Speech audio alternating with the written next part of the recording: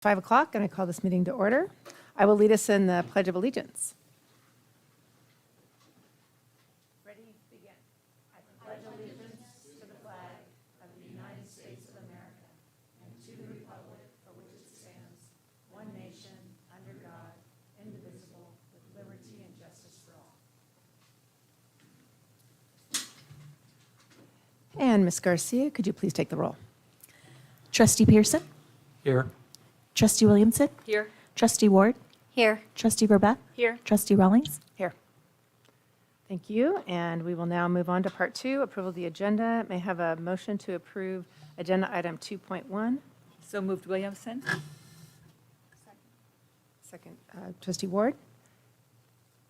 And do we have any questions or discussion? No? Okay, Ms. Garcia, please call for the vote. Trustee Pearson? Yes. Trustee Williamson? Yes. Trustee Ward? Yes. Trustee Verbeck? Yes. Trustee Rawlings? Yes. The motion passes 5-0. Thank you. We now move on to Part 3, Board Study Session, Facilities Workshop. Now is the time for public comment for the agenda items only, as this is a special meeting. Have we received any blue cards? We do not have any blue cards. No blue cards. Excellent. Okay, and thank you. We now move on to Item 3.2, Facilities Workshop. Trustees, I will now hand it over to Mr. Dill. Thank you very much, and good evening. Tonight, we will be going through the status of where we are right now with our bond program, talk about the projects that are currently underway and those that we have planning also underway for. I have Jessica Kimbrell with me, who is our Director of Facilities Planning and Construction, so we're going to bounce off of each other as we go through this. Really, we're looking for a few things tonight. One, as we talk about two schools that are currently in the schematic design phase, that is Pacific Rim and Aviara Oaks Middle. We would like to take the temperature of the board and make sure that we're on the right track with those two projects before we go out and then turn around and start showing any members of the public, staff, et cetera, what our plans will be for that. So we want to make sure that we don't overpromise and then come back with with some things that the community would ask for that are not within the scope of what we've already presented with the board. The other is to have a conversation about cost escalation and how that's impacted not only the projects that are still in our pipeline now, but what that would mean for the future. And so no actual decisions to be made on that. I think it's a conversation tonight and directions on next step forward with some recommendations that we'll have that we would like to get the board's read on. So with that, I'm going to go straight into the first few phases here, or the first few slides. The first few, this is not anything new that the board hasn't seen before, the projects by phase and projects by school site. There's some updates though, and once again, we forgot to put the key on here, but really easy. Green means these things are done, and the check marks are done, whereas the boxes are things that are just in the paperwork process of closing that out. So construction is done. We're just working through the final steps with the Division of State Architect to say this project is officially closed. So we will be bringing back some notices of completion to the board and shortly, if not in May and in June. For a few school sites. Those that are currently the blue arrows, those are the things that we are currently in construction for. So you can see that we're underway at Aviara Oaks and Valley, as the board knows, and also at Calavera Hills. And then orange are the things that are in planning. There's only one red on there. There should probably be some more by the time we end. But red, there's only one here on a DO project, which means are things that we are taking off the table for Measure HH funding, and the rest are all things that are under future consideration. So I had a question earlier: does the black box mean we're not going to do it? No, that's not what the black box means, but that just happens to be the bullet that we chose. But we will be having a discussion mainly on Phase 5 later today. This is projects by school site, so the exact same information, but really easily presented school by school by school. And we thought this time around we would show the ages of the schools when they were built, because it helps tell the story of what we've done here with Measure HH in phases 1 and 2. And with the exception of Buena Vista, which we will talk about a little bit later, we really did focus on our oldest elementary schools first, and we've been moving through to the newer elementary schools, and then also the same concept when we got to the middle school level. So starting with Valley, then next up moving to Aviara Oaks, with Calavera Hills, our newest middle school, being later. So we really have looked at what the oldest schools were and what things do the schools need to bring them all up to the same level by grade level in terms of what core campus facilities they have and what they have to offer. The exceptions would be Poinsettia and Pacific Rim, where we've already, in two newer elementary schools where we had some kind of quick projects in phase one, which were to bring the STEAM labs to those two schools, which are things that we either were planning on the older schools to incorporate, so we tried to bring those in as quickly as we could on those projects. So that's really the theme, and we'll get through we'll talk about some priorities for those schools that we haven't touched yet as we work our way through. These were just the miscellaneous projects that weren't necessarily tied to a specific school, but some thoughts and initiatives that we had along the way. So I did show this at our last facilities workshop just as a reminder of how much cost escalation has eaten into our available bond funds. And we only have one pot of money. We have the authorization that the voters gave to us.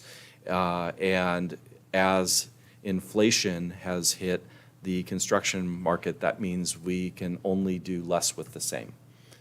We don't have the ability to go out more.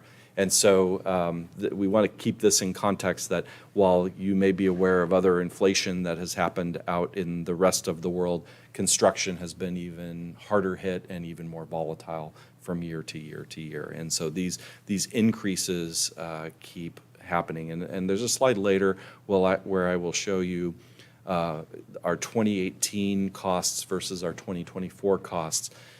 For new construction has gone from $450 a square foot to now we're estimated at $1,000 a square foot. So that's in 6 years, and more than half of that has been in the last 3 years for that estimate. And there are as we will talk about, there are a number of projects for which we still have not completed designs or bid out yet.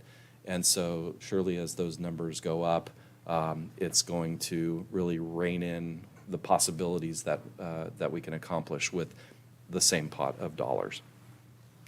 So that's the theme of tonight. But first, we thought we would give you what is the good news of the things that we are doing right now. And so I'm going to turn it over to Jessica. And this is a workshop format, so first names are okay. So feel free to call us Eric and Jessica and not apologize for doing that. So I will turn that over to Jessica, and we'll go through what's going on right now. At Aviara Oaks, we are really underway in terms of getting out of the ground. You know, there was a period of time where we were waiting on getting the stormwater and grading approval. Literally the next day, we were out there with tractors. Some of the rain events did cause some challenges with the schedule, but as you can see in some of these photos here, we were making up for that. We have had numerous concrete pours out there. The foundation for the building 800, that's the new 8-classroom permanent building, is completed, and this the picture that you see here on the right was the framing picture taken last week. This week, all 4 walls are standing around the exterior of it. They're starting to frame the roof, so it's going up rather quickly. And just to kind of give you a perspective as to how large that building is an aerial view of the foundation for building 800. On the right-hand side of this, you see the building 900. That's the 9 modular classroom building that's being built off-site. You have the building foundation that's we have it in 2 sections. So we have the right section done, and then tomorrow is going to be our final concrete pour for this building. Currently, on the next slide, you can see that our units are under fabrication in Manteca. So right now we have our first delivery of these units scheduled for January 3rd. June? June, yes, June 3rd. So the Tuesday after school gets out, we'll be craning those buildings into place. So that's coming together rather quickly and rather well for us. So we're excited about that. Valley is another project that we were waiting for the stormwater and grading permit. And same thing, the next day we had tractors out there starting to grade and mobilize the courtyard area. Spring break was a really good opportunity for us to touch various areas outside of the construction area. And so we did that. We did a lot of exterior painting. Here, for example, is the library, as well as the other buildings that are currently occupied by students and staff. So we did that. And then in Building 900, that's the newly modernized administration building. I walked this building today, and it already has drywall up on most of the walls. So there's quite a bit of difference in a week in terms of production right now. So we really like the pace in which this building is coming together. And the renovations that are happening in Building 900 really were following on relocating special education classrooms that had been in the administration building. So, no less welcoming and inclusive place for students than to have your classroom in the admin building. And so we've moved those classrooms into specially designed, renovated classrooms at Valley Middle School. They're 500s building, purposely built for special education purposes. And at our last PSAC meeting, one of the parents commented on how much she loved those classrooms. She has a daughter that is in there, and how much she loves that her daughter is now in the center of the campus rather than in a corner off to the side in the admin building. So that is actually my favorite thing that we have done so far in Measure HH. And so that gave us the opportunity to reconfigure the admin building here, and also to meet some security concerns that we had at Valley with how they were configured and open to the public. I don't know if there's anything else you want to say about those. No, I mean, this is really just where we're at in terms of progression for Building 300. It's our third typical classroom building. Building 200 is the one that we'll be starting over summer. And this is just showing that. And then the other one is just modernization to the staff lounge. Every modernization project that we do, you have to upgrade the bathrooms for ADA compliance. There was 2 restrooms here previously, but because we needed an extra foot this way and an extra foot that way, we had to rebuild them completely to meet current codes. So that's what you see here on the right-hand side. Calavera Hill Steam Lab was another busy time for us over spring break. All 4 of those modules were shipped down from a truck down from Manteca and placed, craned into place. And I think you guys had seen some of those pictures in one of the Friday updates. This was last week, and today it's stuccoed and they're doing the last coat of paint. So it's really coming together rather quickly. And then you can just see the interior finishes there on the left-hand side. It takes them a couple hours to crane them into place, but then it takes the setters a couple weeks to what we call bolt and stitch them together. So it's bolting the 4 modules together, welding them in place. So that's what you see here on the left also, is them still putting together some of the finished work. Okay, Buena Vista, this is a project that is still pending approval of the Division of State Architect and the city.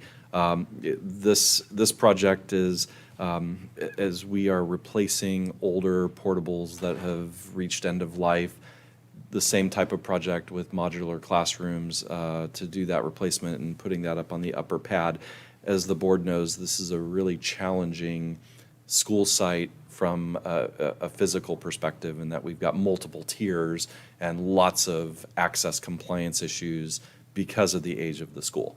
And so, as we work into all of the things we would need to do to make sure that we've got accessible paths from one tier to another tier, and also looking at the goal of abandoning the tunnel that formerly fed that site on the north side of the campus, relocating actually installing a crosswalk, and then coordinating with the city, as Jessica does very well. We're finding that there are some public works challenges up there as well, involving where we would put the crosswalk. So we would have to work with the city Public Works Department on the traffic issues. But also there are some infrastructure issues with the fire service up on that side of the campus that we also are going to have to come through. So this project is continuing to delay. But for, all of the reasons that we need to, work with the city to upgrade the infrastructure that we need on that side of the campus, and then also make sure that we've got a good connection on the interior of the campus to make these buildings work and be functional for the school moving forward. And so this project is still a Phase 2 project, and we're still, planning on moving forward, but it is still in a unforeseen period of delay at this point. Yeah, at this point in time, we anticipate to receive the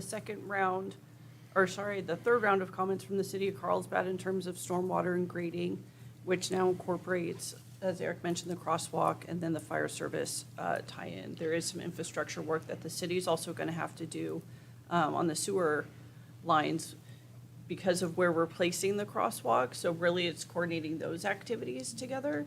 And then we found out today also that the DSA is doing their next back check at the end of May, is kind of when they're scheduled out right now.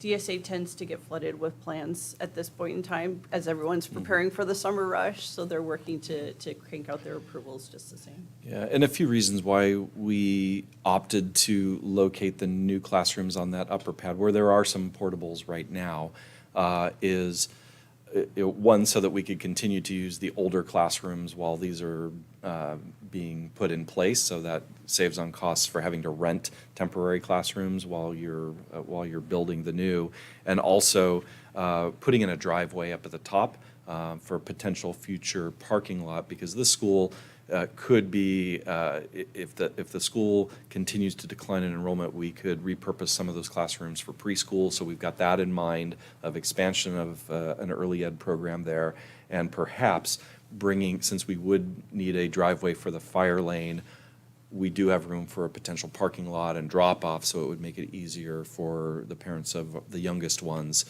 to get in and out easily right next to the classroom. So that was more ideal than center of campus, which is where most of the classrooms that we're replacing are currently living. Yep. Okay. My favorite part is the Phase 2B projects, because now they're fresh projects for Eric and I. We both inherited all the other projects and try to figure out the rhyme and the reason behind all of them. But these ones are truly ours. So for both Pacific Rim and Aviara Oaks Middle School, we're in schematic design. So what that means is we have worked with our architectural team. We've worked with site administrators. We've evaluated the campus to identify the needs from both an infrastructure standpoint as well as a building capacity standpoint. And we've come up with the proposals that we're going to be showing you this evening. After this phase and after this meeting, given the direction, we'll be then having stakeholder meeting groups and diving deeper into the plans and getting those developed with the consultants, the electrical, plumbing, structural, landscape, and all the folks that really help the architect put the whole thing together. Those would then be brought up to construction documents and then submitted to the Division of State Architect and City. We anticipate that those go out to bid with the general contractor. We currently have contractors under lease-back for this project, but for them to do their bidding during the plan approval and back check. So anticipated award of the FGMP in the spring of next year for shovel-ready. Final guaranteed maximum price. For summer of June 25 construction. Yes, sir. Yeah. Okay.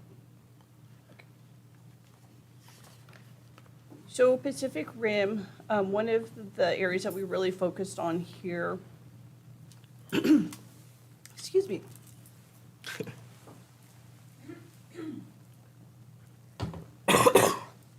My apologies, is the portable buildings.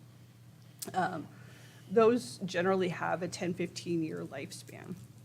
And when they were installed back in the 90s, we're kind of reaching up against that. that age. And so we were focusing on that. My I'll jump in goodness if you want to take gracious. another The drink. kids' care portable classroom building, and then the STEAM lab and how the campus connects. If you see here in the picture of the existing campus, those portable buildings are really in a long line, kind of disconnected from the campus core. So we were looking at a way to bring that in as well as tying in the STEAM lab. So we check a couple boxes that was originally set out and intended by the initial program, and that's the STEAM lab and maker spaces, which we've already completed, but really working on that targeted renovation. And if you go to the next slide, we can kind of jump in as to what that might look like. So right now, this would be, if you're looking at this picture, to the right is the campus core. You see a couple of ball walls and then a building just to the bottom of the page, and that's where the beginning of the current relocatables start. In that, we have proposed a kids' care building as well as music. And the reason behind that is, right now, in order for parents to get to kids' care, they have to go all the way into the center part of campus.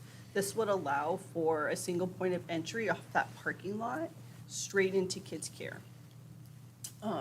And we proposed the building next to that be a music classroom because music is a very noisy program and is distracting for those amongst the campus core.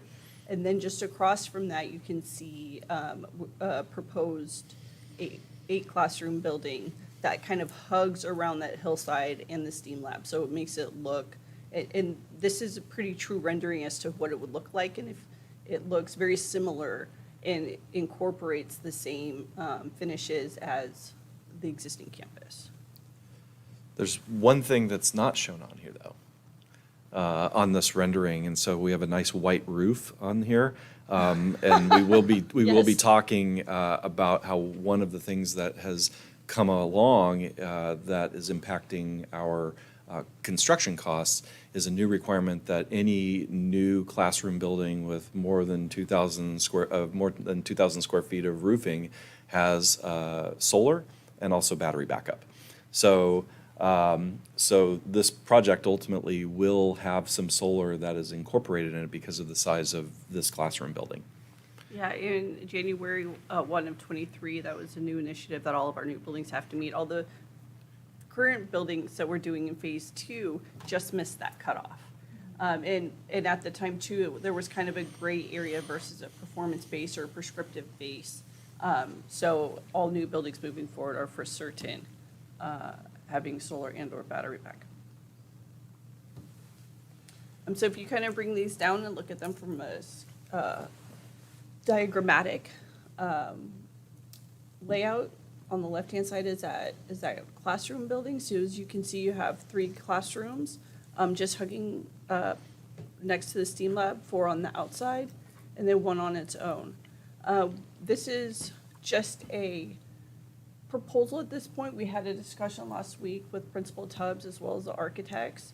And we're kind of playing around with, well, what if we had 2 over here and maybe 3 over here? And then that would kind of be some of the stakeholder feedback that we would be looking to get is, with connection to the STEAM lab that has all the glass in terms of the overhead coiling door and the windows, how do we treat that? How do we place those buildings? And all of them are just typical classrooms, standard casework. We talked about some of the programmatic needs of the site with Principal Tubbs. So just looking at incorporating some of those. And then on the right-hand side, you have the kids' care and music classroom, which would be finished similarly to that of just a standard classroom. And here's just the schematic design, just highlighting what we were just talking about. Does the casework go on this wall? Does it go on that wall? Do you need uppers? Do you need lowers? Do you need all whiteboards? And that's some of this is a very typical picture that we see in some of our classrooms as well as in other districts in how they're doing their casework. But to us, this is part of the stakeholder feedback that we would gather to see what that need is.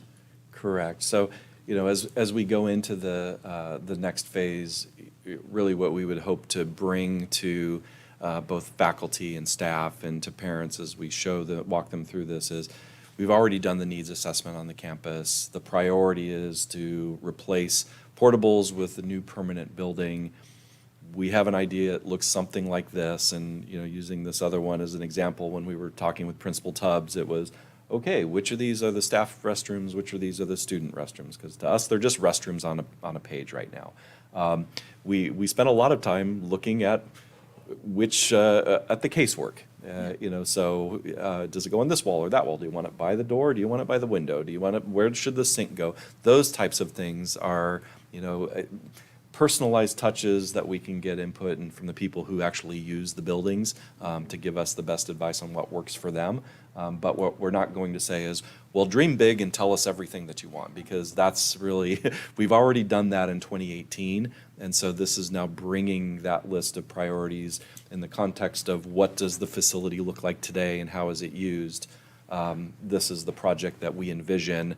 And now we would just be, taking advice and input and taking it all into consideration, and the architects will be there as well, and they can help work and say, yes, these things are possible or not possible for these reasons, and in the end, we'll have something that will come back that will look very similar to this, that will show the board before we move forward with moving into construction documents.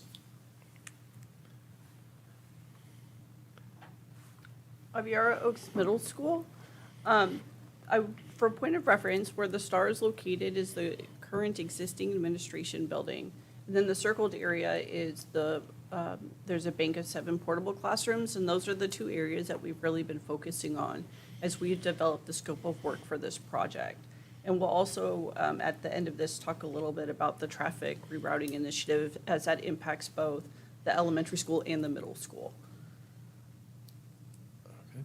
So our proposal for this project is a 2-story classroom and administration building. And the reason for that is the existing administration building is very tiny.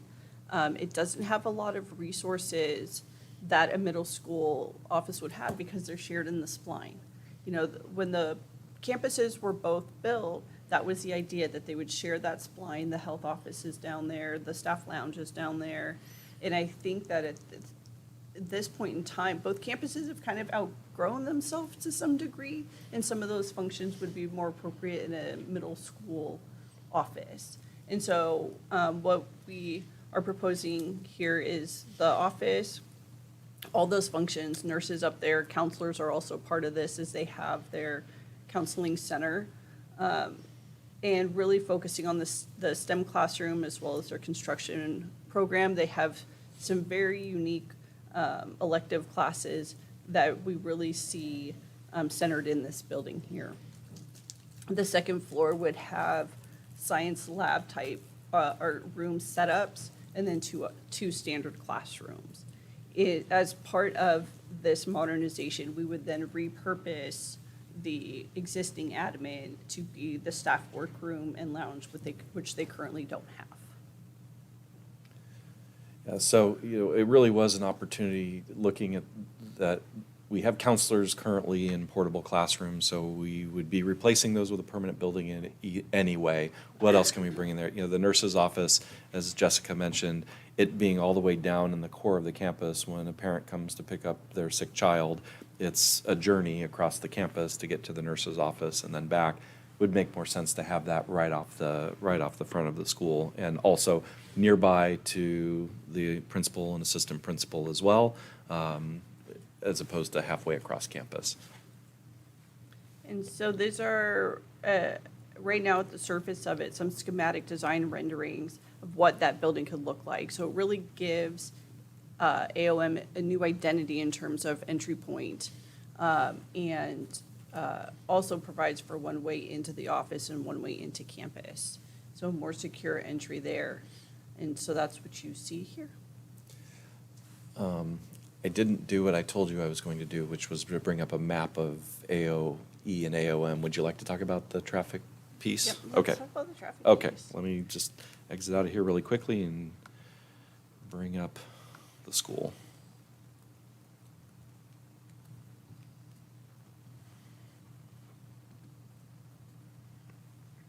I remembered as you were talking that I was going to have this all ready to go. And I'm gonna come stand up at the screen so we can kind of see the proposal that we've come up with. So in previous, The only part we can't hear your voice on the live stream. okay. I think, You can try again. you know what, Jessica, why don't you talk and I will point. Okay. I will be the Vanna. Savannah, yes.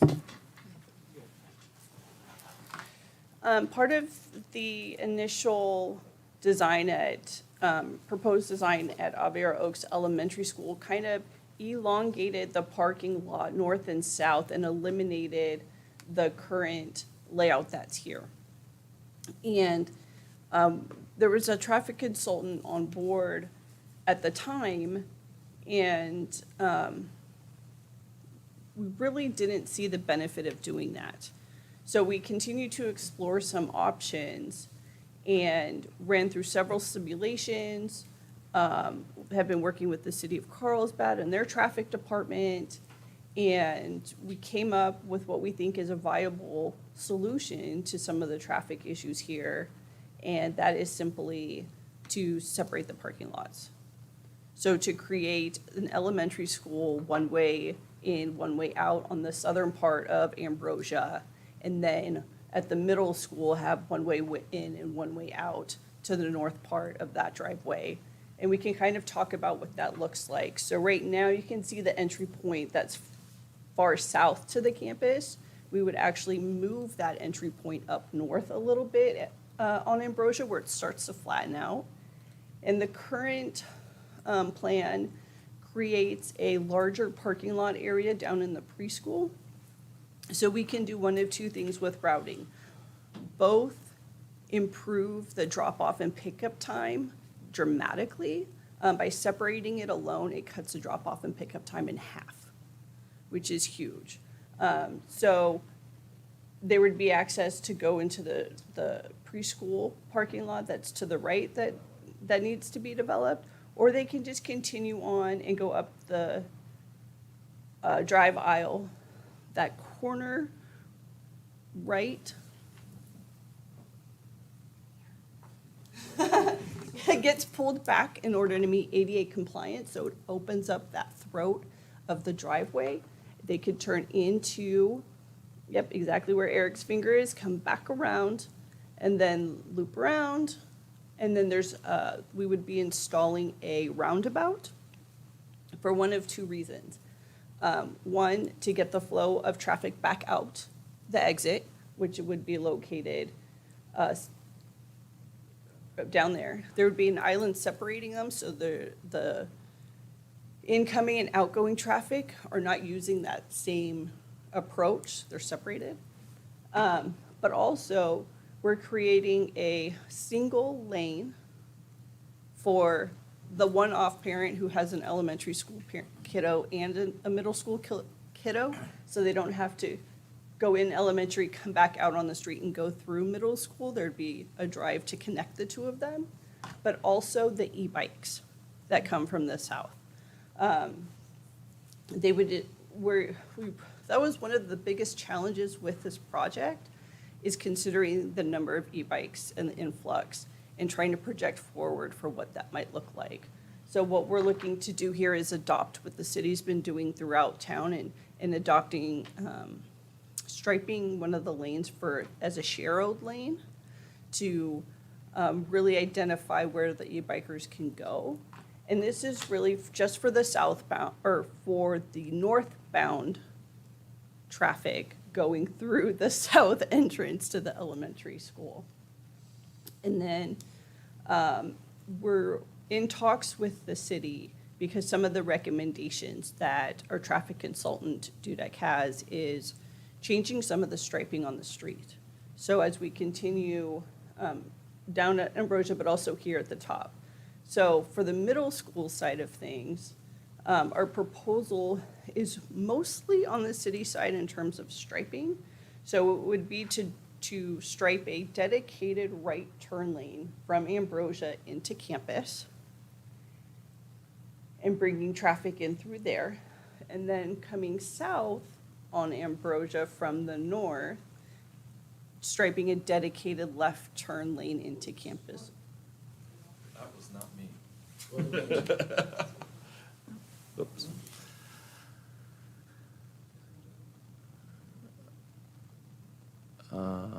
Okay. It was me, because right now it's saying I can't find any device. Hang on.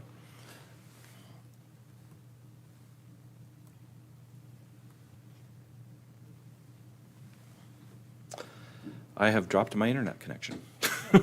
That is why. Why don't you keep going and I will.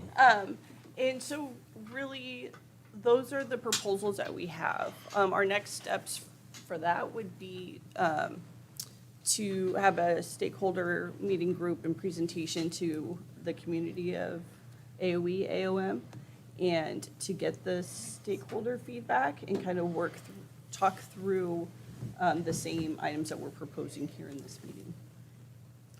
Yeah, and I think the one thing that we didn't get to is that the circulation on the middle school side would be to come in and. Go. Yeah, come in. Through here, circle, and then back out. Similar to the way that it is now, but the biggest issue is as you enter into the parking lot proper, right, that entry point is so narrow, so it would be to push it out, so right here.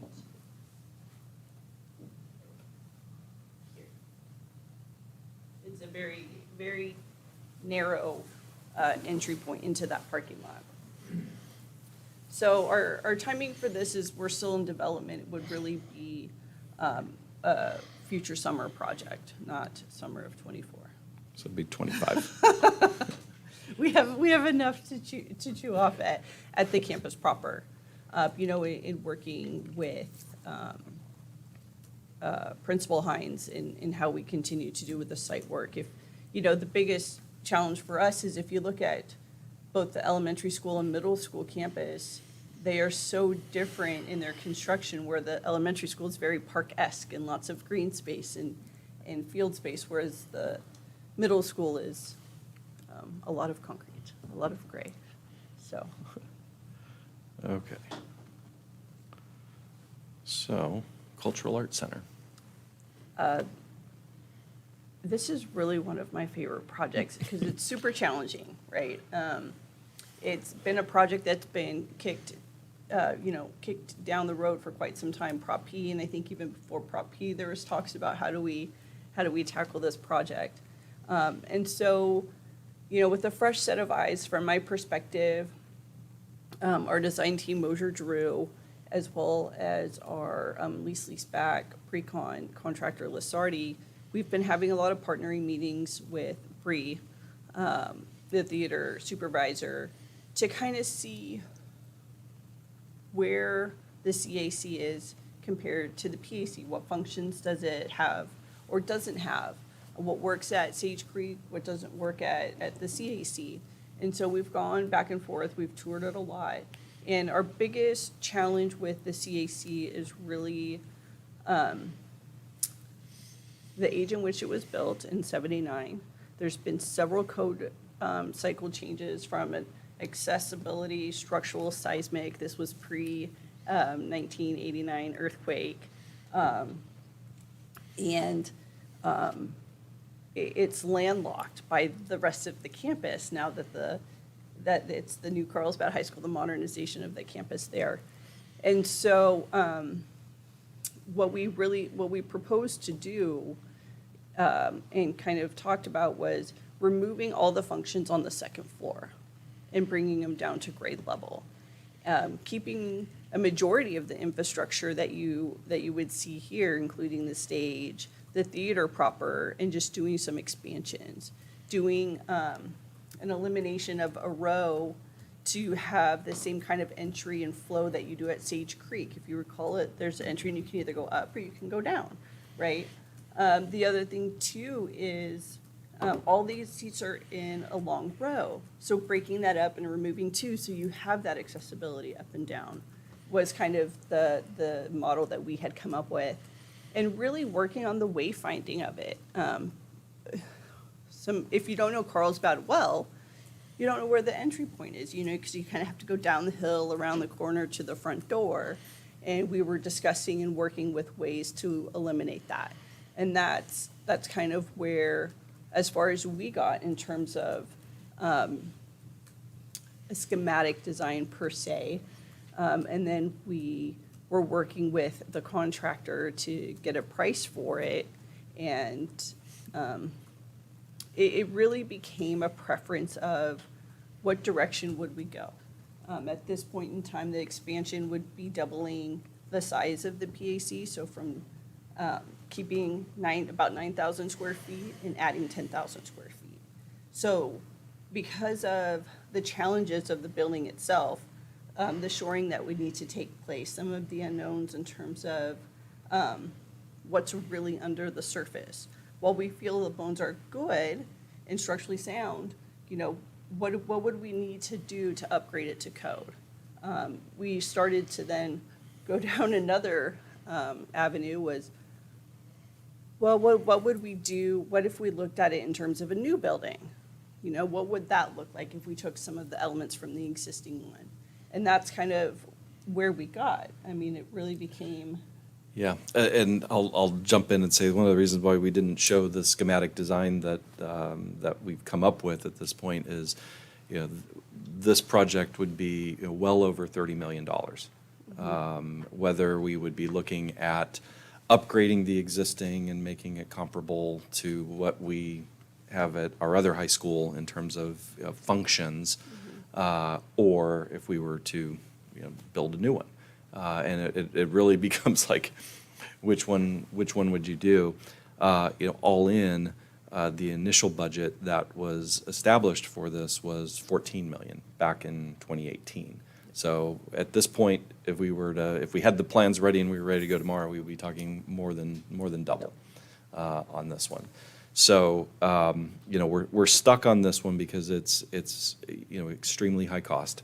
And I think at this point we would be saying, let's see what we can do with what we have in terms of using that facility. Where they have made it work for these many years since 1979, and some of the questions I was having this week and the last week were, okay, what can't they do at the site right now, and what is hindering them? And I haven't heard much in terms of, hey, we can't do X, Y, and Z at this particular facility. And so, at this point, I think that this is one that we need to, if we are to tackle this project, this needs to go more towards the end of the line when we're done with all of the other elementary, middle, and perhaps, then take a look at the high schools and say, what can we do, knowing that we've already come and done a lot of work at Carlsbad High. So we've not ignored that school. We started off in phase one with Carlsbad High. The school was also modernized prior to Measure HH as well. So we've invested quite a bit in the school, and it wouldn't be a lack of care for that particular facility. But we've got some other things that we need to get done at many other schools. So this project, instead of being part of the first part of phase 3, would be near the end of the line if, one, we can come up with other solutions between now and then, and also if we enter into a more favorable bidding environment as we move on the next few years, to see what would be possible at this one. Because once we start this project, I think it could get even more costly very quickly if we were to proceed on this one. So that's why we didn't show any pretty pictures of this one, because we didn't want to create expectations of this is what's possible. At this point, we would say we need to do more work either to rein in the scope or try to find another solution. I will say I like what we came up with. Yeah, we really were trying to look from all of the different angles and through the various lenses from the building, how they would build it, how it, and how would they design it, what would the function be, how could we keep some of the key elements that were kind of told to us the community enjoys. So we really, with a fresh set of eyes, came up with what, as Eric said, a pretty good solid proposal or potential project. But it's, like Eric said, in terms of the dollars and cents right now, it's, Yeah. the focus should probably be. Other projects. So we'll talk more about, I think, actually coming up next. Yes. I got ahead of myself. So, yeah, as the board's aware, this was a 2018 bond measure, and you know, the sizing of it was based off of 2018 costs at the time. And since then, as I mentioned at the top of this, our hard costs have more than doubled since 2018. And you know, more than half of that increase has come in the last 3 years. Reasons for that, just in general, you know, things getting more expensive. We had supply chain and labor issues that some of those things are working their way out, but it doesn't seem that costs are coming down at all. We have had several building code changes since 2018, so every time the electrical code is upgraded, the structural code, et cetera, that adds on additional considerations, you know, for the buildings that will be designed in the future. And then, as I mentioned, we've got sustainability requirements. So, you know, that's something, a piece of every project now when we're constructing new, we will have to also, you know, add additional solar, battery, you know, costs into that. So those things are coming in. I put on stormwater because that was something that was not considered back in 2018. And, you know, we ran into those issues in phase one with, you know, having to do a lot of infrastructure work on campuses when I think you know, really what the focus was, hey, let's build a lot of new buildings, but this other issue of making sure that, you know, we capture all of the runoff for all of the hard surfaces that we're putting in, that's also added significant cost and certainly eroded a lot of the funding in phase one that was unforeseen. Now we're building all of that in. We're either trying to design around it or we're building it in, depending on, you know, what the project is. If we can limit the impact that can rein in, you know, the potential work on stormwater compliance, you know, we do that. But if we can't, you know, we just make sure that we've got those estimated costs in there. So, you know, all of these things are, you know, causing cost pressures with all of the projects that are remaining to be built out. And so, you know, while we're working on designs for some of our Phase 2B projects, cost estimates that we had 2 years ago, you know, already have escalated quite a bit. And then, so that causes us to look at what is in phases 3 and 4, and what's that going to mean for, you know, the remainder of the funds that we will have available to accomplish. So, this was the slide that I already mentioned with the high escalation. So really, you know, what we would be recommending, we've spoken in the past about our final bond series, that rather than doing it in two, which was what was originally conceived of, that we would draw down the entire remaining authorization at once. And that as we move through the remaining projects, you know, I think first and foremost, we need to do what we're doing right now, which is at AOE and Pac Rim. We're looking at our oldest buildings that are at end of life and are not the ideal classroom experiences, and, you know, often come with their own challenges as they age, and replacing those with new buildings. And I think that those are, you know, really nice projects to have for a school site. You know, the remaining schools were built in the late 90s, early 2000s, and that was a time when the district was in rapid growth. And at the time, the way school districts handled that was they built a core campus and then they built a bank of portables, and that's exactly what we did. And, you know, the idea at that time in the early 2000s and late 90s was, at some point a school district will either contract or they will come back and they will build the permanent buildings when they level out on their enrollment. So we really are at that point in our life as a district where it is time to, you know, remove the old portables and figure out, for the right sizing of those campuses, what's the right number of classrooms that we need to have in permanent buildings with the funds that we have available. And in some cases, you know, we are removing classrooms. So we're not doing a pure one-to-one portable to permanent classroom. Aviara Oaks Elementary is an example. Valley as well, that will be taking out some of the oldest and the ones that are probably beyond their end of life. We'll be removing those as we finish up the Valley project and the Aviara Oaks Elementary project. And we would also similarly be looking at Pacific Rim. To focus on that as well. I think these are all, very worthwhile, shiny projects to have for not only the ones that we're working on now, but upcoming in the future. So as we look out at, now this is the very same 2 slides that I showed at the beginning, so we haven't revised anything according to any kind of recommendations or discussion, but just I knew we would be coming back to this, so I just threw the same slides at the end. What would we be looking to do in the future? Well, we at Calavera Hills Middle, that's our newest middle school, and actually doesn't have any portables on there. But one of the things that Calavera Hills had, and then and I would say now lacks, is a really good STEAM classroom. So they had the first one in the district. That was the idea and the model going forward, to bring that to the rest of our schools. They were sharing it with Calavera Hills Elementary. Now Calavera Hills Elementary has the newest, well, they will have the newest STEAM classroom in a few months.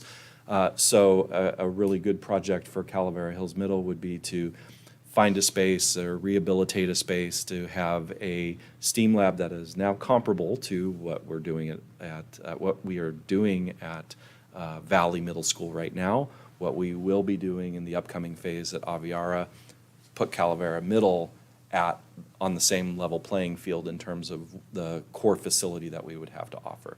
So I would be looking at Calavera Hills as a school that doesn't need a lot of interior or other renovations, but there's something that they really lack right now, just because of where they started, and now at the end of their cycle on the STEAM lab, we've evolved and we need to bring something to them. The remaining schools, I would say also anything where you see district office, I would say that would be off the table, at this point. That we would not be looking at any of the district office projects going forward in order to bring those dollars forward. I would say that until we get a little further down the road, we would want to hold off at Carlsbad High School to see what would be possible for the CAC, and is there anything else that we need to do. But I think with the campus-wide modernization plus the new science classrooms that were done earlier, overall that campus is in fairly good shape, and so that would be a future prioritization as we're looking at remaining projects. As we have these kind of vague descriptions of targeted improvements, well, what are we going to target? I think it's going to be a matter of what dollars we have and what those core campus needs are. Poinsettia, is another school that is relatively new. I think that's our newest elementary. Yes, it's our newest elementary. So I think we would look at that school to say, okay, now that we've gone through all of our older elementary schools, is there now something at Poinsettia that is lacking there that we need to do? And I will say that we have taken the technology that we are putting into the classrooms at our modernized sites, and we have taken that district-wide. So that's also something that we can say the bond program has brought comparability in terms of classroom technology to the district-wide, school by school by school. So when we really look inside of the classrooms, I think that there's less of a need to say we need to go in and replace the ceiling grid and replace the cabinetry and replace all that. Most of this is in all good condition, and so it'll come down to, are there bits and pieces of things that we have added into the older schools that we could do with those remaining dollars. Knowing that in Aviara Oaks Middle and Pacific Rim, we are actually going to be adding sustainability into those projects because we will need to. Well, those are phase 5 projects. They originally were conceived as phase 5. So it makes sense to say we need to bring those phase 5 dollars into phase 2B, phase 3, because that's when those dollars were allocated out into the future. But it really is that doubling of the per square foot cost, and that's just the hard cost. So really, if you're talking about adding the soft costs on top, figure 1.3 instead of 1 to 1, that it's going to cost us to get through the remainder of the projects. And so we would recommend bringing all of the remaining dollars into phases 2, 3, and 4, in order to complete this. So, getting back to the projects by school site, I think overall we have a good story to tell, and with all of the elementaries, what did we do, or what will we have accomplished at this? We did bring STEAM labs to all of the elementary schools, and actually the last one is going in right now. So we will have put in brand new STEAM labs at all of the elementary schools. We will be modernizing our oldest middle school campus. So that one is getting a pretty comprehensive modernization that will bring it up to the interior classroom. I think will be comparable to what we have at our two newest middle schools, Aviara Oaks Middle and Calavera Hills Middle, with Carlsbad new modernized science classrooms comparable to what's at Sage Creek, our newest high school. So, a lot of good things that you have seen along the way. So it's a matter of just, getting through one, knowing that we're going to have much higher bidding costs for Buena Vista when we finally get the go-ahead to go. We are still fine-tuning the designs for Aviara Oaks Middle and Pacific Rim. We would imagine, those costs are going to be much higher than the 2018 budgets that we had established. And so, we want to make sure that we don't butt up against a lack of funding to award these remaining projects and continue on with the design work and the remainder of the work that is to be done at that. And then the last I'll say with the high schools, a phase 5 notation that is in there is the fields. And so both of those schools, artificial turf fields, they will reach the end of their life, and I'm actually not sure at what point they will. Sooner rather than later. And there is a lot of debate about grass versus turf, and both sides have arguments in terms of the cost, the impact on the environment, health and safety. Yeah, I've heard lots of arguments on both sides of that. What I said earlier this week was I really have no preference. I just know that it's going to cost a lot of money when we do have to replace those fields, whether we make a decision as a district to replace with grass or continue on with artificial. Those will be expensive projects, so I believe that setting dollars aside for both of those high schools to replace those fields with something should be a continuing goal for Measure HH, but I wouldn't be recommending doing that at the middle school level, since right now we have grass fields, we can continue to maintain those, and also the city assists with the maintenance of those fields through our joint use agreement. So I think that those are also worthwhile projects to set aside for the high schools as well as we continue on. So. Do you mind going back a slide? I think one area that we want to highlight too is while the district-wide projects in phase 5, the outdoor learning spaces, the district-wide amphitheaters, furniture, remaining technology, infrastructure projects, we really do the best that we can incorporate some of those pillars into the projects that we have in design. At BV, we're creating a really nice outdoor learning area on the upper pad between all those buildings. Mm-hmm. You see that also in the AOE project.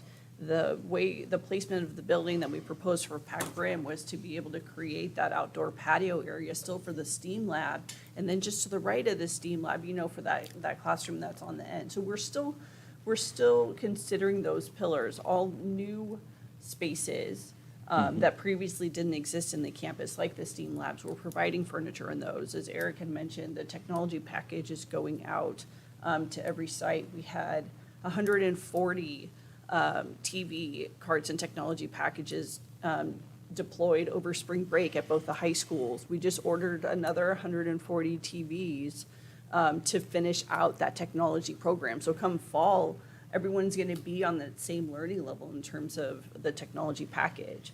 So for me to kind of have that as a phase 5 project, like we're just incorporating it as we go when we can. As a standalone project, it is actually really challenging just to go out and create outdoor learning environments. We just like to incorporate them in what we have. So those, I think, are still part of some of the goals that we try to achieve on each project. Yeah, so, if I were to say, what would be different for our two impending projects, Aviara Oaks Middle and for Poinsettia? If we were looking at I'm sorry, yes, Pac Rim, thank you. All those P schools, it's the P schools, Pac Rim and Aviara Oaks Middle. I think if we were doing this project in 2019, not only would we be looking at replacing the portable classrooms, we would have been going into every classroom, tearing them apart and doing a classroom refresh of all of the interior materials, the walls, the ceilings, the lighting, those types of things. Those are things that, I don't think we would be able to accomplish, nor actually should we on a newer school, as we go forward. So I don't think that we would, I think we would have looked at doing that in 2019. In 2024, with the costs that we have, let's focus on replacing the oldest structures that are temporary with a brand-new modern classroom and doing that and making sure that all of, to the extent possible, all of our students and staff are in, a new modern classroom. And, kind of abandoning those other nice-to-have things that would have increased the cost of these projects. So, I know the board will likely have lots of questions, but if not, thank you. Thank you for that. I'm sure there are lots of questions. What I would like to do is with questions, if we could ask questions around each site rather than ask staff to bounce around, I think that would be easier on staff. So if we could do that. And since, Ray, you had a question ahead of time? It was answered. Okay, great. Okay. So who would like to start? Questions? I have some, if no one else? Okay, I'll start. So I had a few questions on Aviara Oaks Middle School.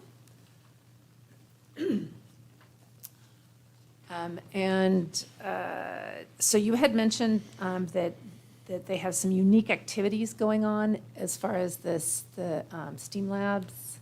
Could you describe that a little bit? It was the STEAM program and then the construction program. They have, that really to me stood out as David Pierre. Right now, that program, they teach students how to utilize power tools, how to build things, and really gives them that good baseline. And right now, that program's currently ran out of portable classrooms in the surrounding areas. And in this plan, we would build them a STEAM-esque type, open concept, lots of power. If you look in this diagram here where it says first floor, that's actually an enclosed patio that's open to that. An exterior enclosed patio. So there'll be a studio patio area for students to work while not meandering out through campus and kind of keeping that a little bit more controlled.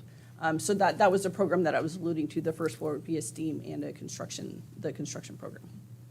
So then a follow-up to that is would your plans be able to stand the test of time? Let's say we move on from construction or what have you. Would whatever you're building, would that be versatile enough to have other uses or not be so unique? Specific. Right, not be so specific that we're going to have to change stuff up down the road? I really do potentially? believe so. We really go at these specialized programs with flexibility in mind. Not only for the program specific, but for just that. Some of these specialized programs tend to come and go as curriculum changes over the years and the focus programs at the school change. So I really think that it would be, for from a construction standpoint, for a construction class, you're looking at blank surfaces, flexible furniture, hard surface tables, and power. Yep. Yeah, I think an open classroom with lots of power and bandwidth can be used for anything. Yeah, yeah, exactly. So we could have an English class in there if It we would be a needed to. large right? classroom for English, yes. Yep. Okay, that was my Yep. question. Other questions on Gretchen? I have a question on AOMS. In the counseling center, I see 2 spaces for psychologists and 2 spaces for counseling. Is this going to be used as a area for other middle school psychologists to come, or are there 2 psychologists assigned to AOMS? So it's our understanding right now that they have one, and from time to time, there's another one that rotates in. So for us, the labels on the spaces are really just placeholders for bodies to go. So whether it's a office that's used for rotational programs and support programs, it's no matter to us. We really were trying to create a more centralized hub for those that need extra support in interventions, and that's what I feel we created here. If it becomes that there's only one psychologist, great. One of the counseling rooms could be set up as a conference room. Or for a speech pathologist, or Exactly, some whatever other other itinerant. support Yeah. systems are needed in this hub area. As a follow-up to that, so then other middle schools, if they don't have the same space available, would they be able to also use this space? If they're sharing a speech pathologist, so to speak?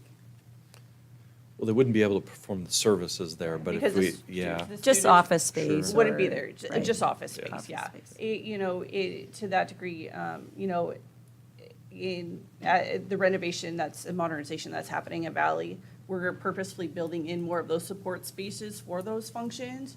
But really, it would be to serve the kiddos of that campus, but the person that supports the kids could rotate in and out. Rotate. Yeah. Okay, Ray? Actually, it's a process question for you, Kathy. So district-wide projects, I know you said by site. What's in your thinking in terms of asking questions that are district-wide?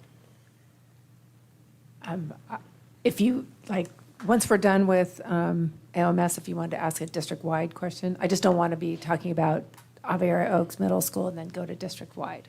So I'd say when we finish one, if you want to go to district-wide, that would be fine. Okay, so once the 2 sites, AOM and AOE, then you could ask a question that has to do Sure. district-wide. And then the category, that would be the category, would be district-wide. Does that Yes. make sense? Okay, Right. thank you. Thank you. Who else wanted? Michelle? That space that you were talking about for the construction, is that soundproofed? So like other classrooms aren't gonna be bothered by the saw noises and such?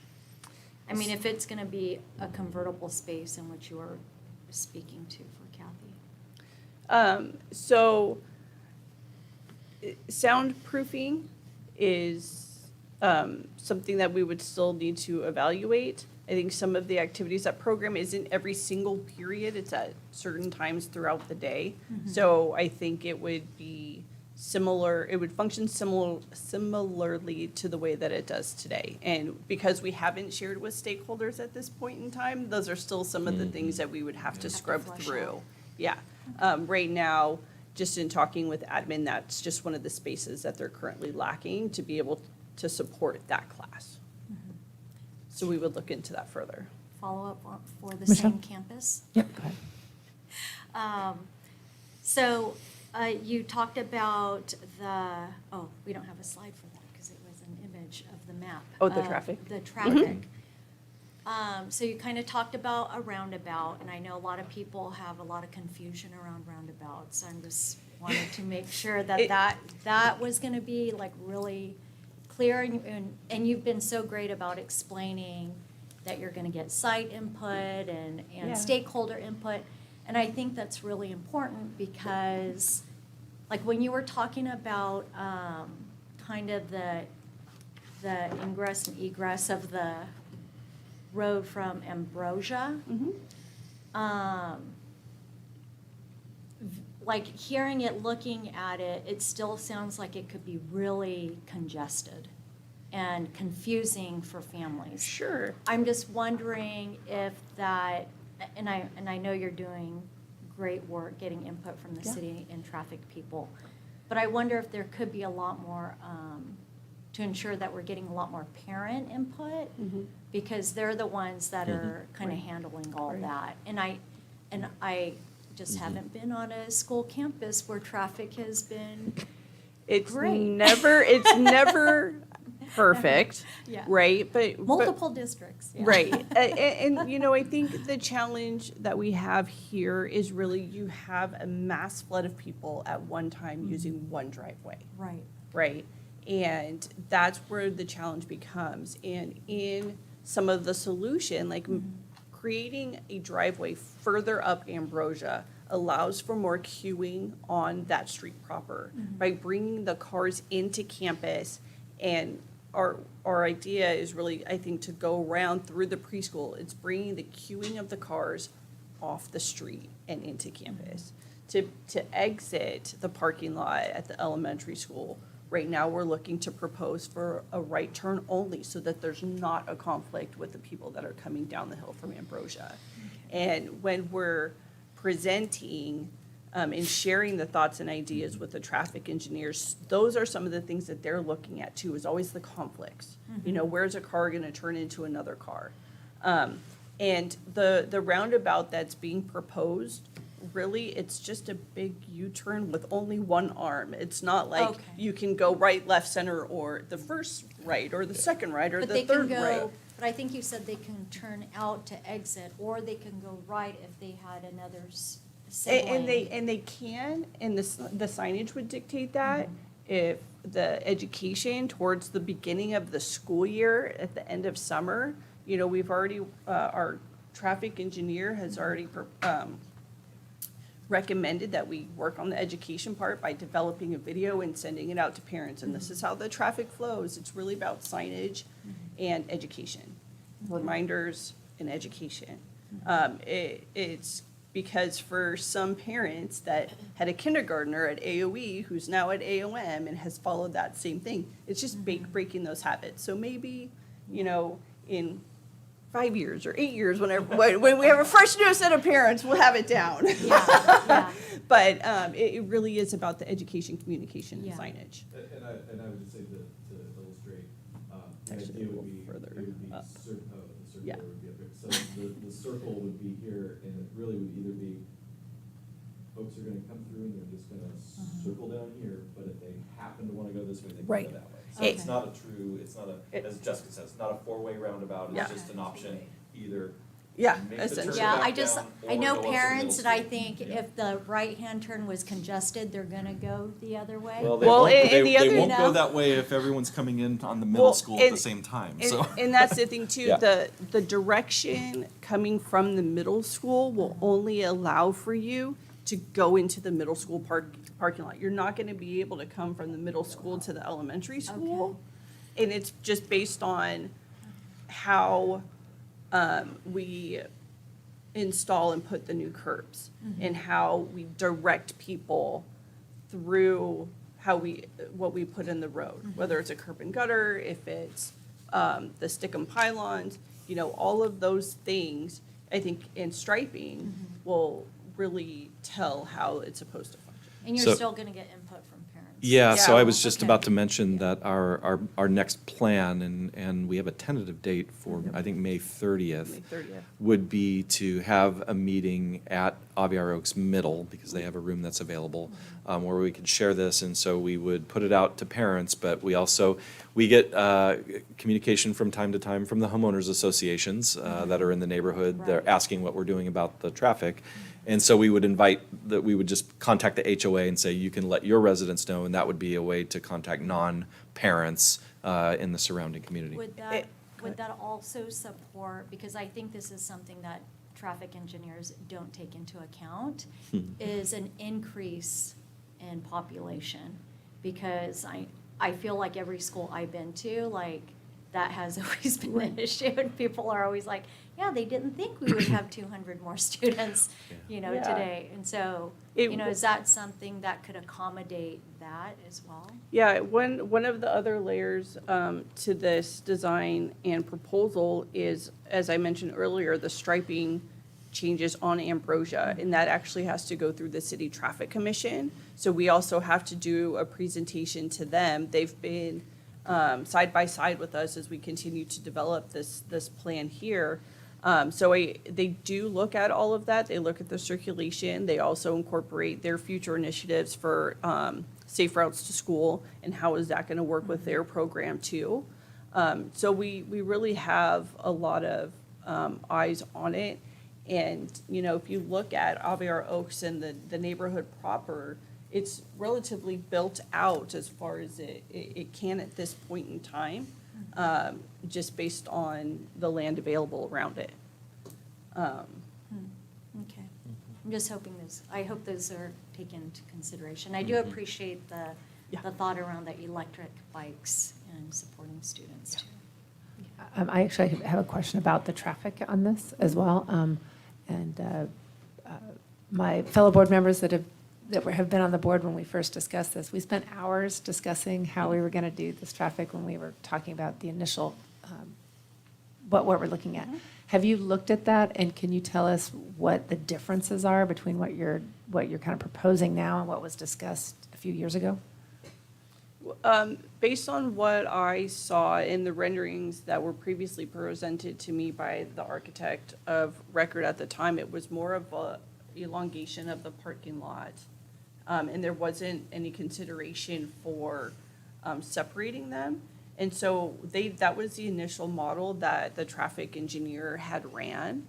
And it was quite a long period of time. And as I mentioned earlier, we had probably internally with contractor and site and all of us looking at it, probably 9 different iterations of it, and this was the one that really reduced the traffic flow the most. And then there was some discussion about a walking path where pedestrians could enter the school at a different area rather than along Aviara Parkway. Was that discussed, or was that ruled out or discussed or anything along those lines, where there could be a separate entrance for pedestrians and potentially even e-bikes compared to cars and those types of things? I think what had happened between that conversation and where we're at today is the retention basins and stormwater and grading, because they're right there along And Aviara accessibility, too. Parkway, and accessibility from that area. And so at this time, that wasn't a feasible. Yeah, taking down, we would have to take down the hill to make it accessible, and, that was just a lot when we were trying to get that in. And to that point too, we've communicated with the HOA in which the school campus is located, because there is that frontage part off of Aviara Parkway and even a little bit there in front of Ambrosia that the HOA is responsible for and still maintains. So it's a double kind of like property line area there where both entities, us and the HOA. So I think that would take a lot of more coordination, but right now it's the big drivers, the retention basins. Elisa? My recollection is that Ambrosia, the elevation where you're looking at having a driveway, it's quite different than where the parking lot is. So isn't it up here in the parking lot, the driveway is going here, where you're looking at? So where we're looking to add the approach, it's actually where it plateaus at the campus. So in terms of accessibility to the campus, it's not as challenging as the existing driveway right now. There was actually, at one point in time, a rather robust switchback ramp on the south side of the current driveway. So right there, it's actually a relatively flat entry point. Yes, the parking lot is still higher just because of the natural plane of the campus, but the accessibility to that point is less than the current and existing driveway approach. Okay, and I have another question about the administration building, unless someone has something else about the parking lot. about the parking lot. Ray, go ahead. Yeah, this is about circulation. So the city's traffic engineers, were they this is two-part, they were calculating e-bike reductions in less cars coming in because now kids are using their e-bikes. Was that calculated? So our traffic consultant did a study of the traffic prior, in the spring of '23, so just prior to when school got out last year. And they took the marks at that given point in time. They took the counts on that, on those, like a week period of time, the flow of e-bikes, the number of cars. And I think for us right now, you know, we see the increase in e-bikes, but we don't know where that's gonna taper off at, because right now it's really focused around the middle schoolers, right?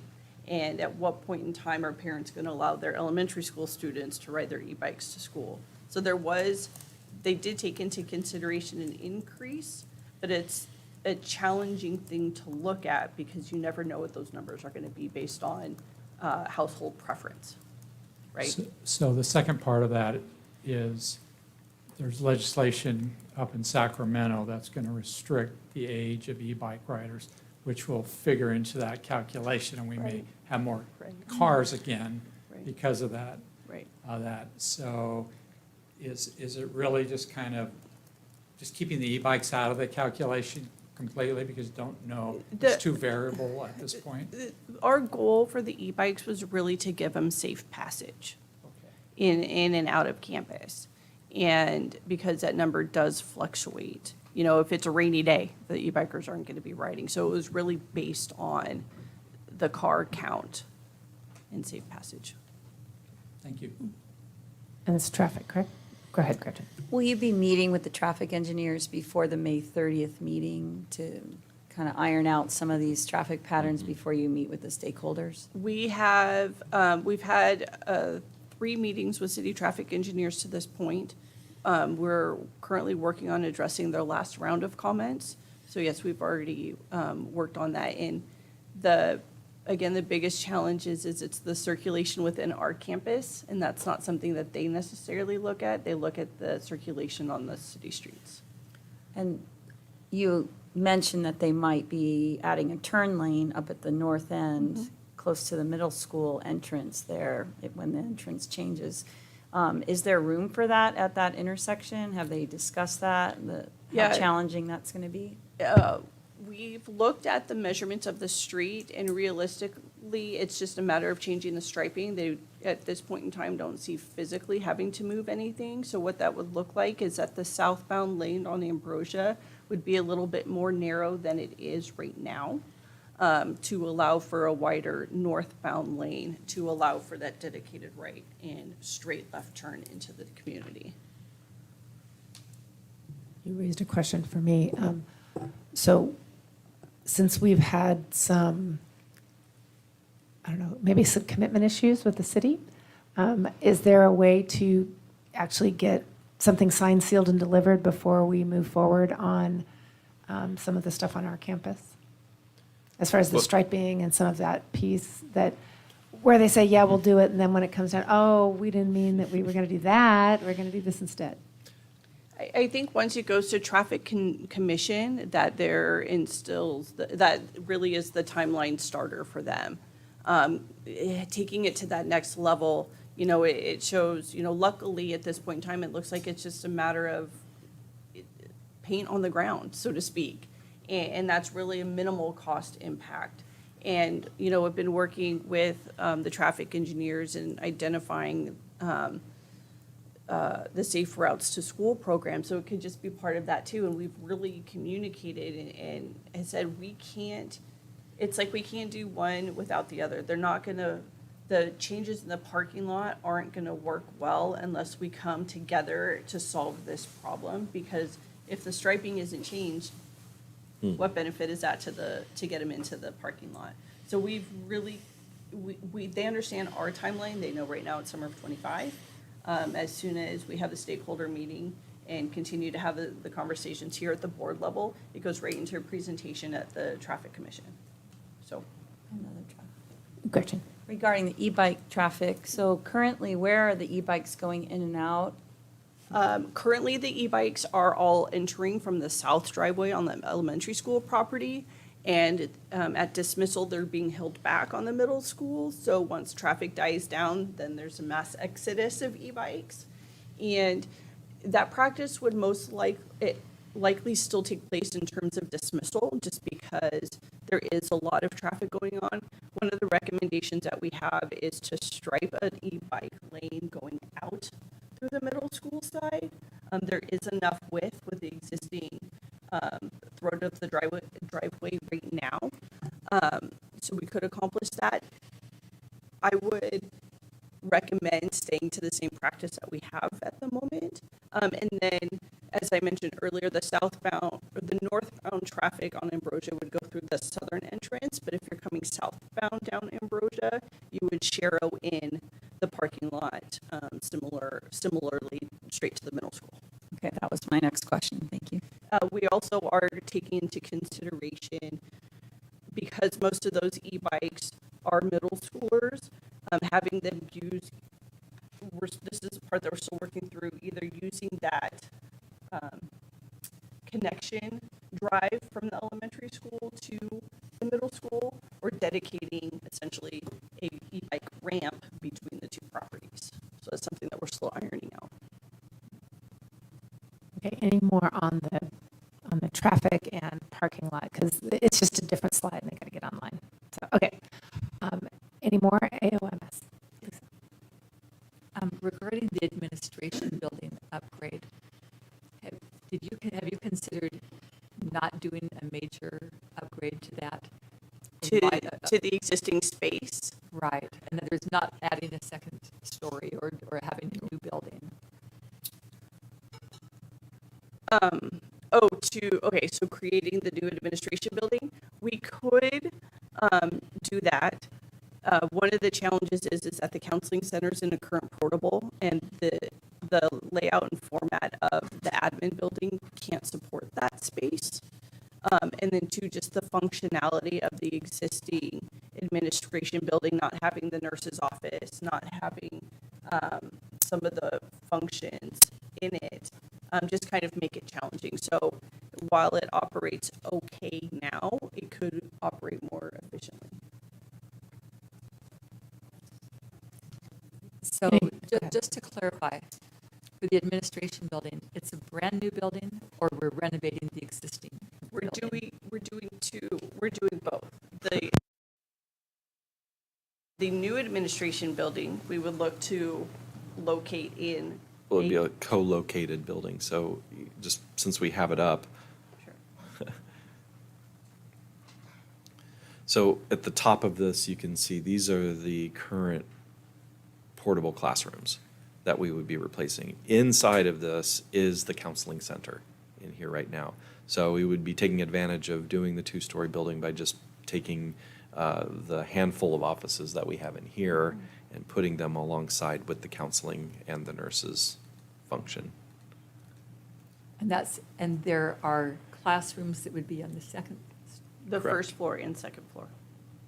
and then the administration building is being used for, the existing one is being used for what? The existing administration building would be converted to the workroom and the staff lounge, which currently resides in the Spline building, in the common shared area between the elementary school and the middle school.